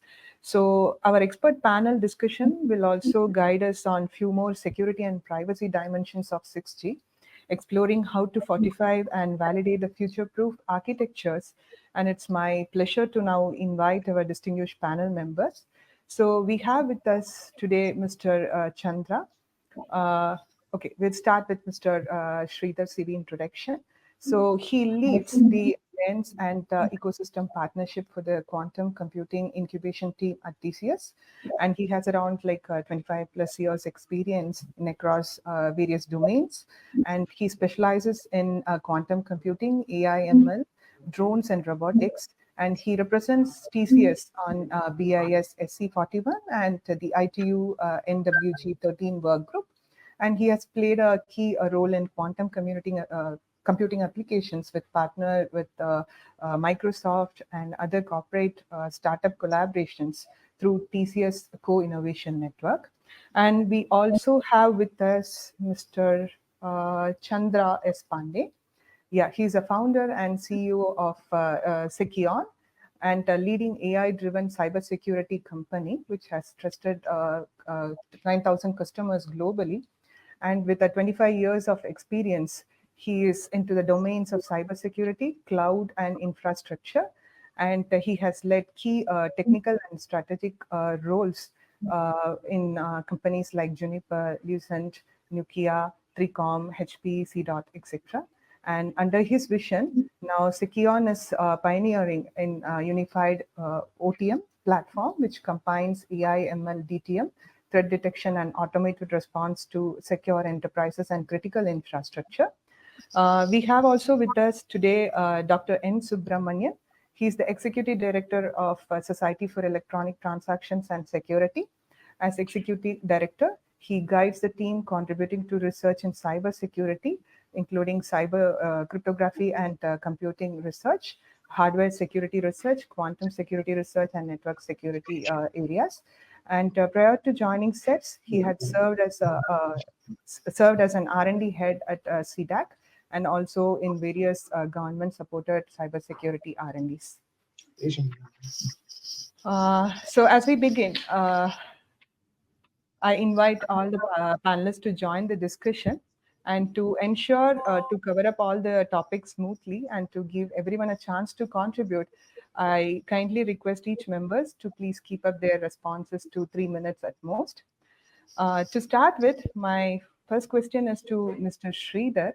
So as 5G adoption is raising in India, we are preparing for 6G's arrival, bringing more opportunity and same time the complexities.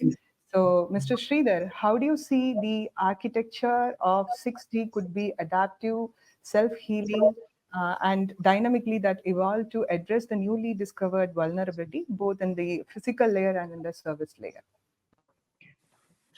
Yeah, thank you so much, Rishma. Good evening, everyone. Yeah, so thank you for all the sessions so far. So this covered comprehensively about all the aspects of security and some of these things that were touched upon this presentation. In terms of bringing these dynamic aspects of adaptability into the 6G architecture. So the 6G architecture itself is cloud native and brings a lot of automation into that one. So at TCS, we are looking at this building this technology from end to end in terms of taking each layer from the cloud native perspective. Each of these things can be deployed in a fully automated mode, so which also brings in a lot of advantages and challenges into the system, right? So from the security perspective, what we are looking at is so most of these systems in the cloud native architectures are taken by zero trust network architectures, which will provide the solutions for itself. But taking these advanced concepts that are getting into the 6G architecture, like be it quantum or AI or Gen AI, or even the privacy preserving technologies. So all those other technologies are also in transition. So which means these are extremely complex in nature. So each one of them should be viewed separately and then brought into the architecture. So like the previous speaker sort of talked about bucketizing different architectures and then look into these aspects. So what we're trying to do is we try to take each part of the subsystem or the technology aspect. Like, for example, looking at how the privacy preserving technologies can be brought into the main architectures, how the quantum security, or especially the post-quantum cryptography and the quantum QKD can be brought into the main network, and how these things can be brought into these cloud native architectures itself, and then deploy them and provide a safe and a secure 6G layer. There are many challenges here. So whenever we add a new type of encryption into the system, so we are actually adding additional bandwidth which also destroys the experience of customer. This is so a case in point here is the post-quantum cryptography architectures that were presented by the first speaker. So here, whenever we do the migration into the new post-quantum cryptographic algorithms, we are significantly adding the bandwidth at each of these layers, going by the architecture showed by Saurabh. So we're completely destroying the experience. So not only that, so and if you take the advanced technologies like QKD, so these are still in the research, and the bandwidth capabilities and the distance that we serve today are extremely limited. So if you try to add those capabilities into the current architectures, we are having quite a challenge in terms of demonstrating those technologies today. But all these are evolving nicely. So at some point, they will also integrate into the native architectures, and then we'll have a system that is completely secure. Over to you, Rashmi. Yeah, thank you, Sridhar. Can you tell me to what extent this digital twin-based models can help us out in better understanding the vulnerability and also to predict and validate the security in 6G networks? Because as we foresee, this is an evolving thing that everyone do as a trial before it goes to deployments, right? So what is your opinion on it? Can you throw something on how it can be done? Right. We are trying to emulate the networks and their digital twins using the framework for other use cases. Call போடுங்க போட்டு பேசுங்க இந்த மாதிரி health secretary கிட்ட meeting சொன்னீங்களே என்னாச்சு அப்படின்னு சொல்லிட்டு. Mr. Chandra, I request you to go on mute here. Odisha Health Secretary நான் பார்த்தேன். Mr. Prabhu too, can you please go on mute?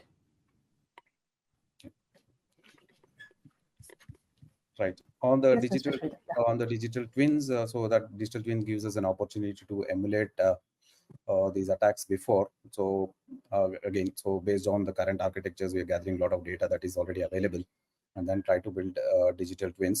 So we tried this in industrial environments for IoT. So right now we're trying to redeploy this kind of frameworks for network architectures, which will give us opportunity to study the data patterns, and then also opportunities to build a lot of AML algorithms using these digital twins itself, and also simulate attacks, and also study the scenarios that are evolving for this from using these digital twins. Yeah, great to listen what is happening in this domain and how it is progressing. Now my question would be to Mr. Chandra, which is focusing on AI ML's maturity in 6G. So Chandra, I would request you to comment on what will be the challenges that may arise when you're deploying the AI ML based threat detection mechanism at the edge level, particularly concerning on the latency and the resource constraints that it may have. Yeah, so thanks Rasmi for the question. I hope everybody is able to hear me as well. So Rasmi, are you able to hear me? Yes, sir. Yes, please. Yeah. So if you look into any of the network, and especially whether it's 5G or 6G, there is a few things you have to keep in mind that, it's like there are edge devices, as you pointed out. If you want to put the whole AI/ML model there, you are limited with the resources, whether it's a compute or memory or even the storage and all that. So those are not good enough to run the full set of the model. So what you have to do is you have to break out your model into the different architectures. You have edge agents in there which are taking some of the decisions locally, because if you look into the edge architecture where you are looking very low latency as well as, it's like some millisecond latency, as all the expert has talked about it. And then you also want to make sure that those devices have a good user experience on top of protection. So what you have to do is the agent has to make some decisions. So you have to have a architecture where you have broken up in the model, where you have you can think about a student model, and then you have a teacher model sitting on the top, but the student model is sitting on the edge, which is like making 80-90% of the decision locally. And then the rest of that learning as well as, training is happening on the top. and which is being kind of like, downloaded time to time basis. You can have some sequence like, hey, I will give it after some period of time. It might be monthly or weekly or maybe a nightly, whatever you decide to do that, So you want to make sure that, hey, you don't try to do too much on the edge because the user experience is not going to be good at all. And then other thing is, as I mentioned, that when you are breaking it up, if you look into any of the architecture we are talking, it's like either you have edge devices, which can be your endpoints. Then you have a critical infrastructure, which is your networking infrastructure, where 5G, 6G, whatever we are building in there. And then on top of that, now you have the application plane, services plane in there. And then on the network is also broken up into like you have OAM part of the network, you have management part of the network, and then data plane in there. That's right. So those things have to be secured on different kind of like, how they are, our network is architected. You have to secure into that specific segment itself. You don't want to be merging everything together that way. And then depending on, because I say definitely quantization of the model is very important. And it should be also like, one thing you have to do is sometimes you have to, especially in mobile network and all that, you have to federate across multiple kind of service provider as well. And that federation has to not only happen on the signaling plane, but you have to monitor the traffic as they are going in and out in the data plane as well in there. So that network level security becomes very important, that, hey, what you are able to do without going into somebody privacy and all that, even that encrypted traffic, when you are analyzing it for malicious behavior, you are able to kind of detect those and then take appropriate actions on those ones as well, Yeah, that's great, Chandra. Mr. Chandra, can you also comment on whether this federated learning moving on to the edge, multiple edge and cloud nodes will really help us completely for a privacy preserving N60, or what more can be done for ensuring this privacy in 6G network? Yeah, so that's a great question. And you see the privacy, definitely each country, sometimes even the states have their own set of the privacy rules. That's right. So there are certain parameters you have to quantize them. You cannot use as it is in there unless now it becomes that, hey, now you have to reveal it and to take actions and all that in there. And those things, we have been already doing it, because if you look into the GDPR came many years back, and then that kind of like forced everybody to kind of start masking the identity and locations and so on and so forth, until unless you have to reveal it for some investigations and all that. And that has taken up into many other countries as well as states. They have brought those ones in there. And fortunately, from the technology point of view, now we have a technology compute power to make sure that, hey, we are able to do those quantization and still kind of bring it all together. And then, as you pointed out on the federated point of view, that's right.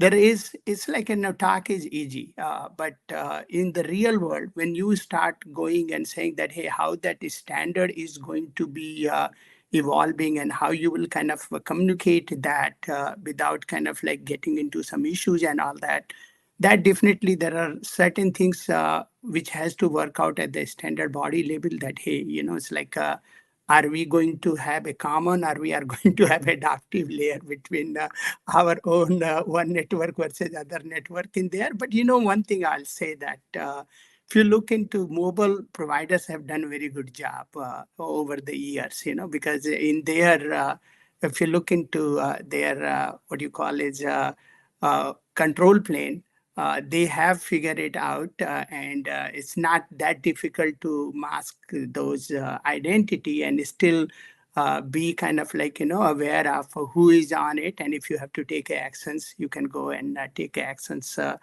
on those ones. So it's like compute has enabled us to do a lot more. And especially if you look into the identity and all that plays a much more bigger role into like your control plane. And control plane is where you have a lot of compute infrastructure which is being coordinated across when you are handing over or signaling from one side to other side. And within your network, you have a lot of opportunity to what you can do with it as well, you know. Thank you, Mr. Chandra.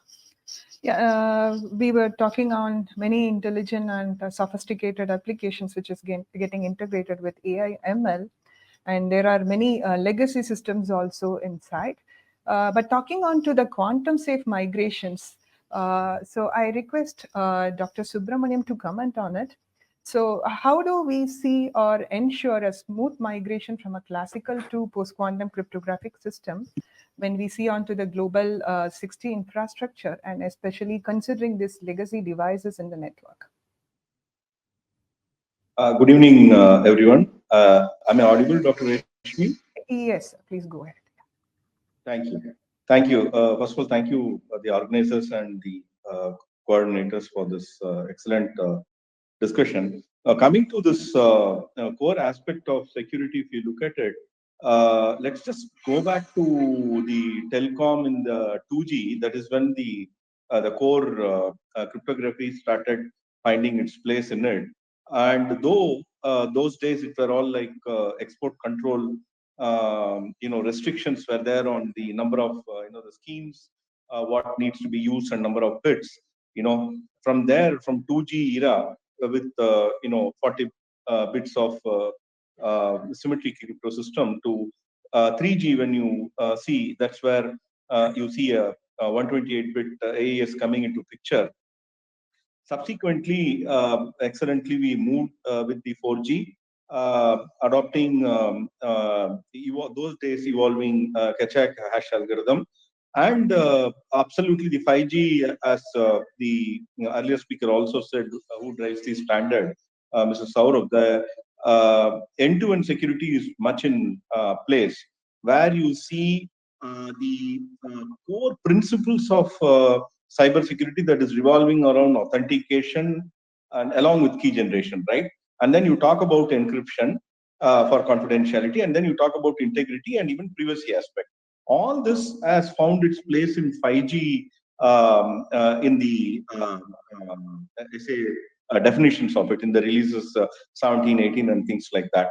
So now, when you look at the trust model that has been already in place, is nicely put into together, where the trust model for the user equipment, which also takes care of the Suki kind of situation for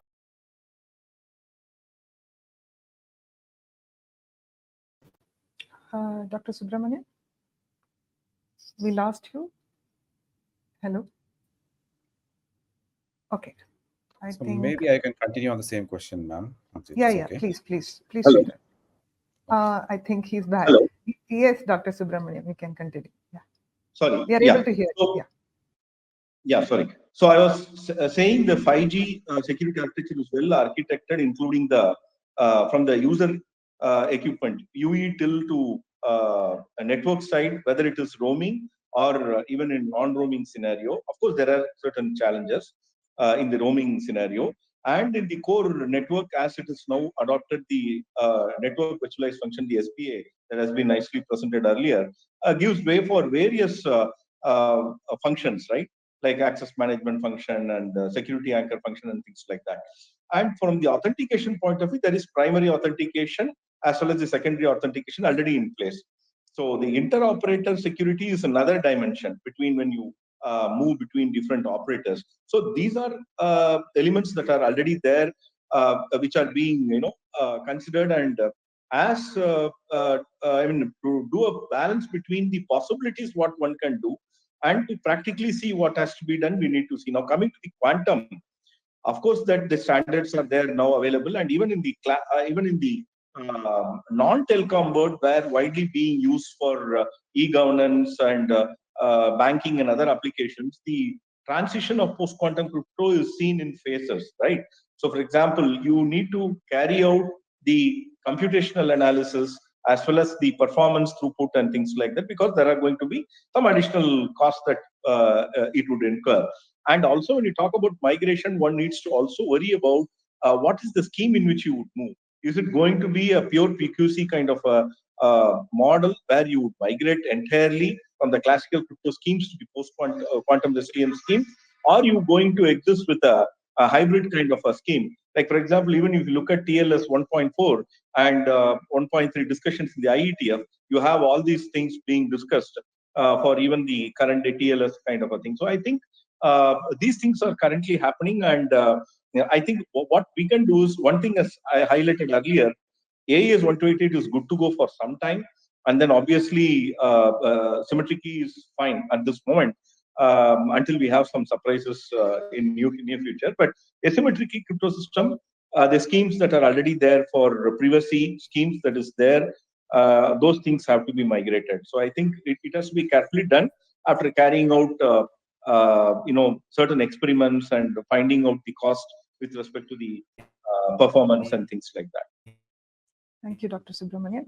Mr. Sridhar, would you like to add anything to his points? Yeah, just to add one point here. So I think Dr. Subramanian has covered most of the things, and just wanted to add that on the enterprise side, we are trying some experiments with the post-quantum migrations. So it's a huge effort. So right from identification of inventory, the crypto inventory, to the type of encryption algorithms that we choose for migration, to the migration effort and the risk management efforts itself, throw a lot of opportunities here. There are no regulations in place. There are only guidelines as of now from different agencies, and there are some deadlines that were given by some countries.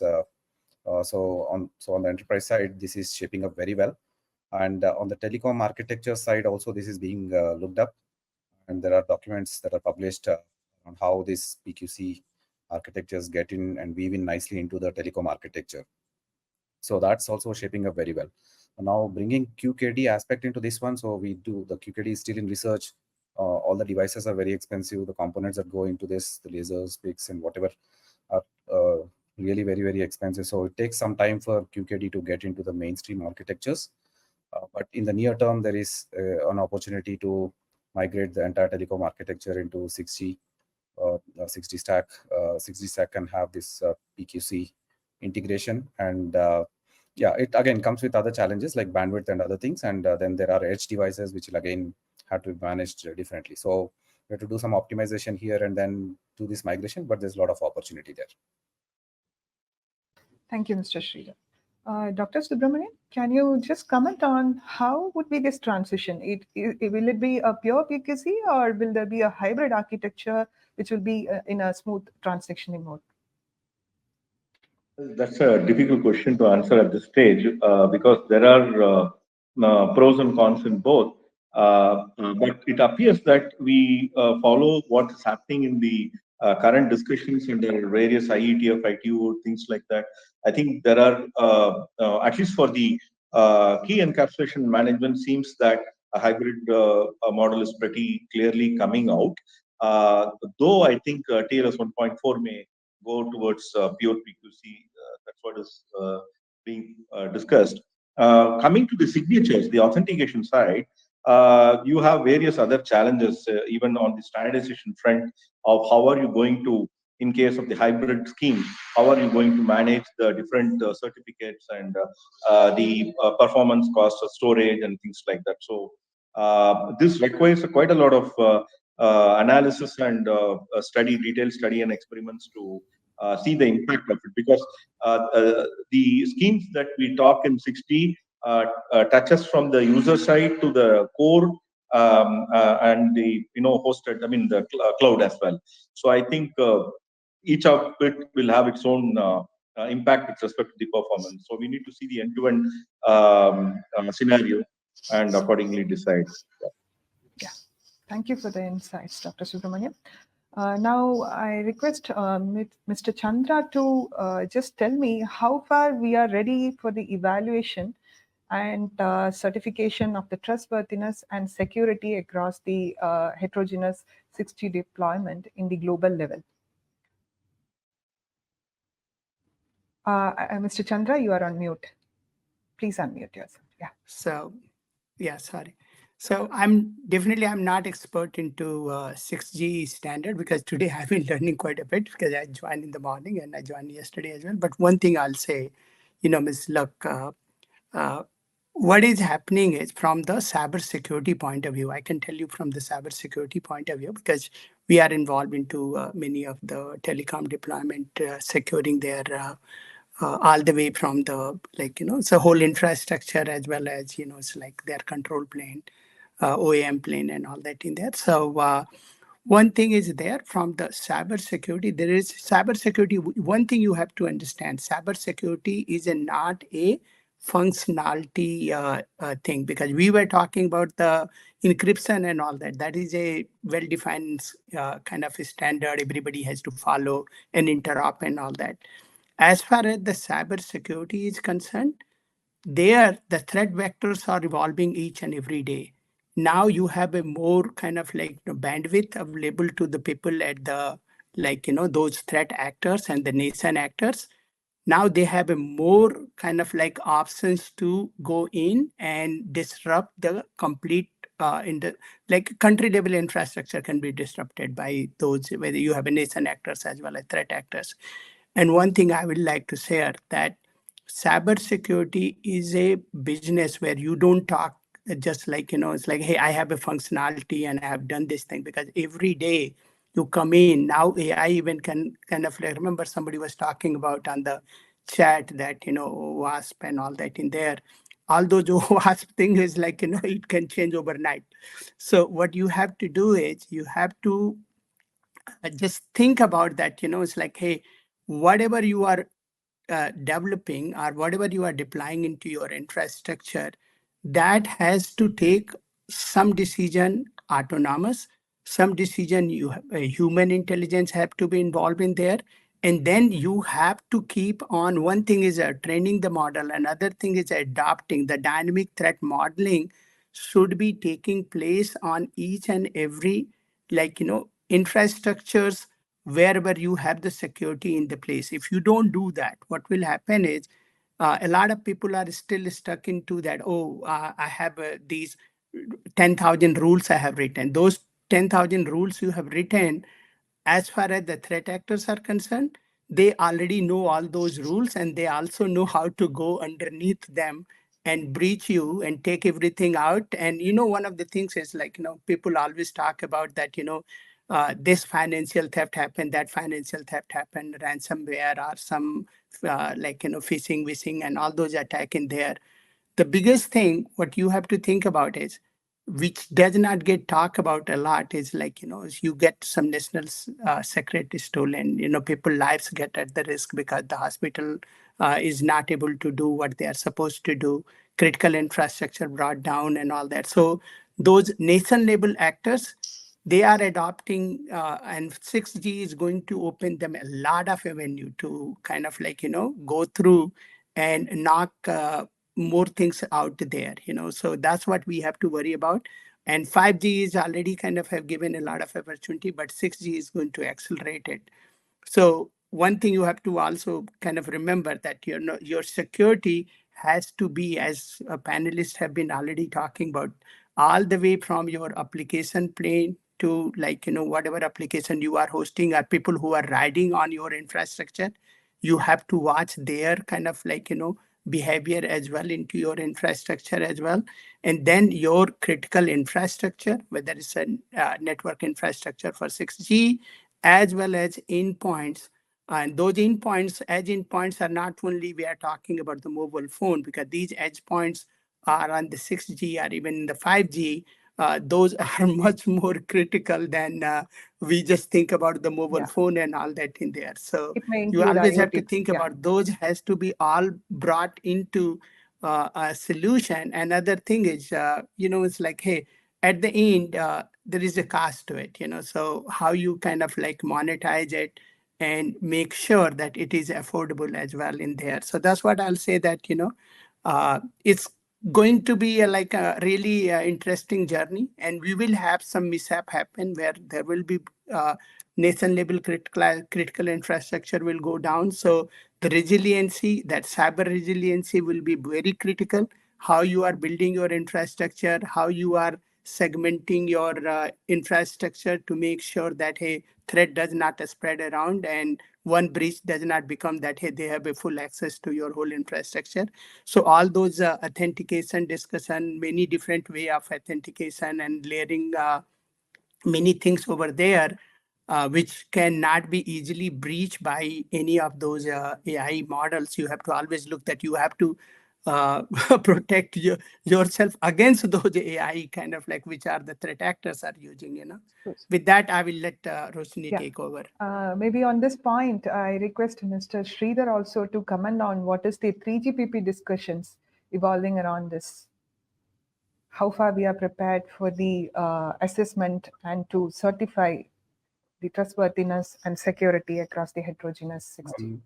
Yeah, I'll not be able to comment much on the 3GPP side, but in general, the view that we are having is mostly about maintaining the device inventory and all the things that are getting into this. So we have many more subsystems in the 6G architecture. So we're also bringing components like AI, the generative AI and the privacy preserving components, etc. So all these things can add new risks into the systems, and these things can come from any vendors, right? And so it's important for us to maintain these subsystems, score them continuously on basis of risk, and then see the opportunities for interoperability, and then also correct them whenever there are threats emerging for these kind of devices. So it's an integrated view that is required. So from the standardization perspective, this is still evolving because the associated technologies are continuously evolving here. So, and there are no standardization available in those technologies like quantum or homomorphic encryption or AI and generative AI agents. For example, we are doing a research program with MIT on the decentralized agents, where we can use agent coming from anyone on a platform, and we can integrate that into the telecom architecture. So here the risk can come from anyone. So how do we identify this risk emerging from one of the agents deployed by some threat actor is something questionable, right? So I will have the opportunity to consume into my native architecture, but still I'll not be able to tell there is a issue there. So I think a continuous risk scoring mechanism would be required here, and then everybody should contribute to the security in identifying risk emerging on the architectures. Thank you, Mr. Sridhar. It was great to listen from all the panel members covering up very important points for today. And however, due to the time constraints, we are now moving on to the Q&A segments, where I think few of the questions are already posted. I would pick up few questions, and I request the panel members and speakers to comment on few. I'll address it to specific keynote speakers or panel members. So the first question is on the MACsec. And the question is like whether the 6G architecture would be considering this increased bandwidth and low latency, and hence MACsec will be able to meet this requirement. So I request Mr. Vipin to comment on it.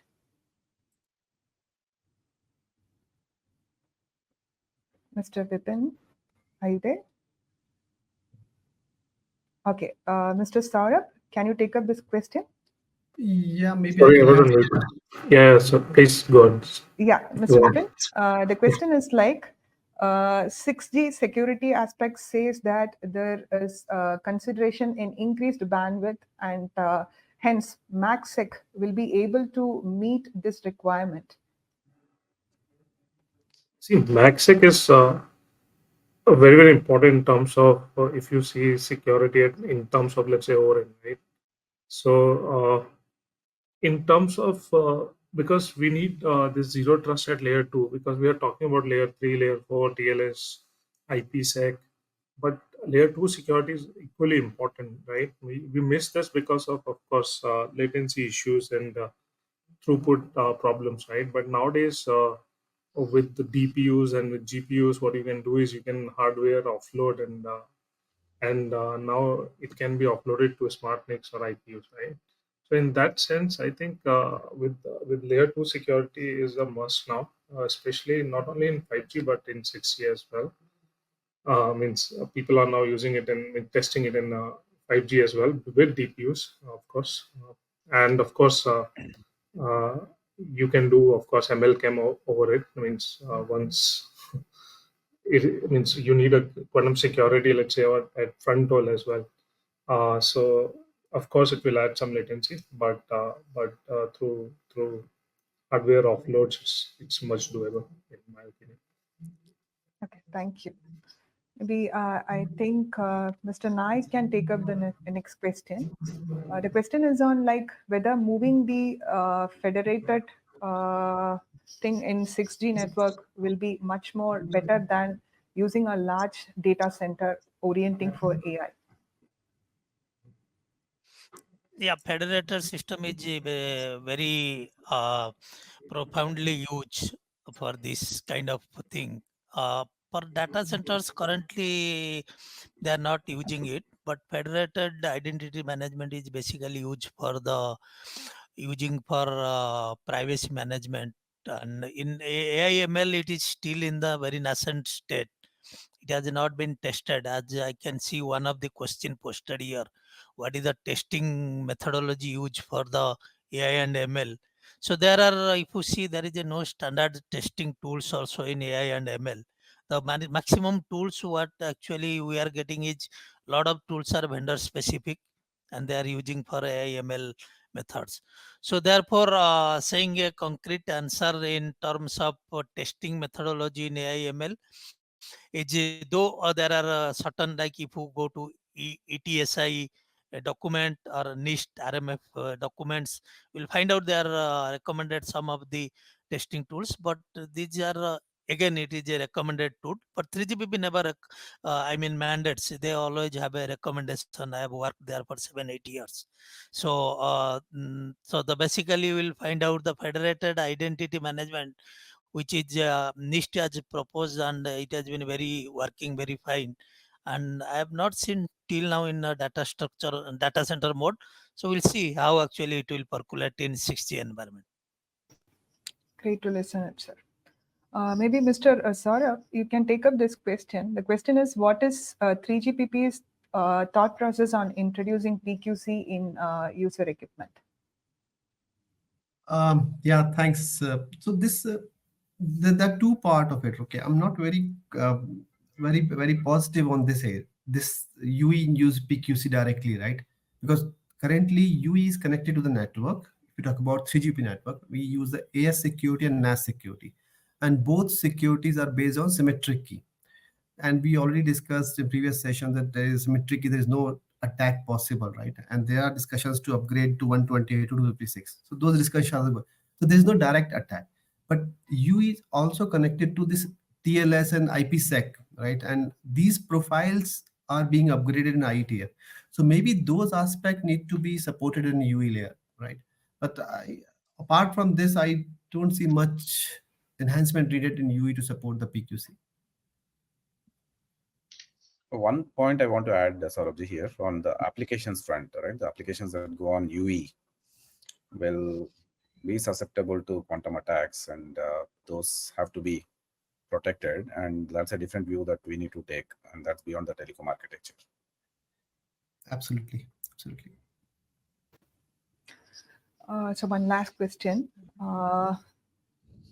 We were discussing on many of the functionalities of 5G. It has just taken over in 6G. So what about the security perspective? What is a major change? That is the question. So maybe Mr. Sridhar, can you comment on this? Sorry, I just missed a few seconds. Yeah. Repeat No, the question. with respect to the design on the functionality, there are like many protocols and 5G being still used in 6G. But with respect to the security, what is a major change that we expect in 6G? Just brief it in one or two lines. That would be great. Yeah. So mainly from our perspective, we are focusing on quantum technologies and the configurable surfaces. These are areas that the TCS teams are working on. Saurabhji, maybe specific to this question on the architecture front, if you can throw some light on this one. Yeah. So I would say 5G, the question was most 5G security protocol are designed for functionality, but that is not completely true. There are many, so whatever in 5G architecture we have defined, we have a well-defined security. So we use, like SBI, we use TLS. For many N2, N3 interfaces, we use IPsec. These are well-defined protocol, and even the in between operator we have TLS and the Prince protocol defined, or the exposure we have CAPE protocol. So these some protocols are designed only for the security, right, to secure this kind of communication.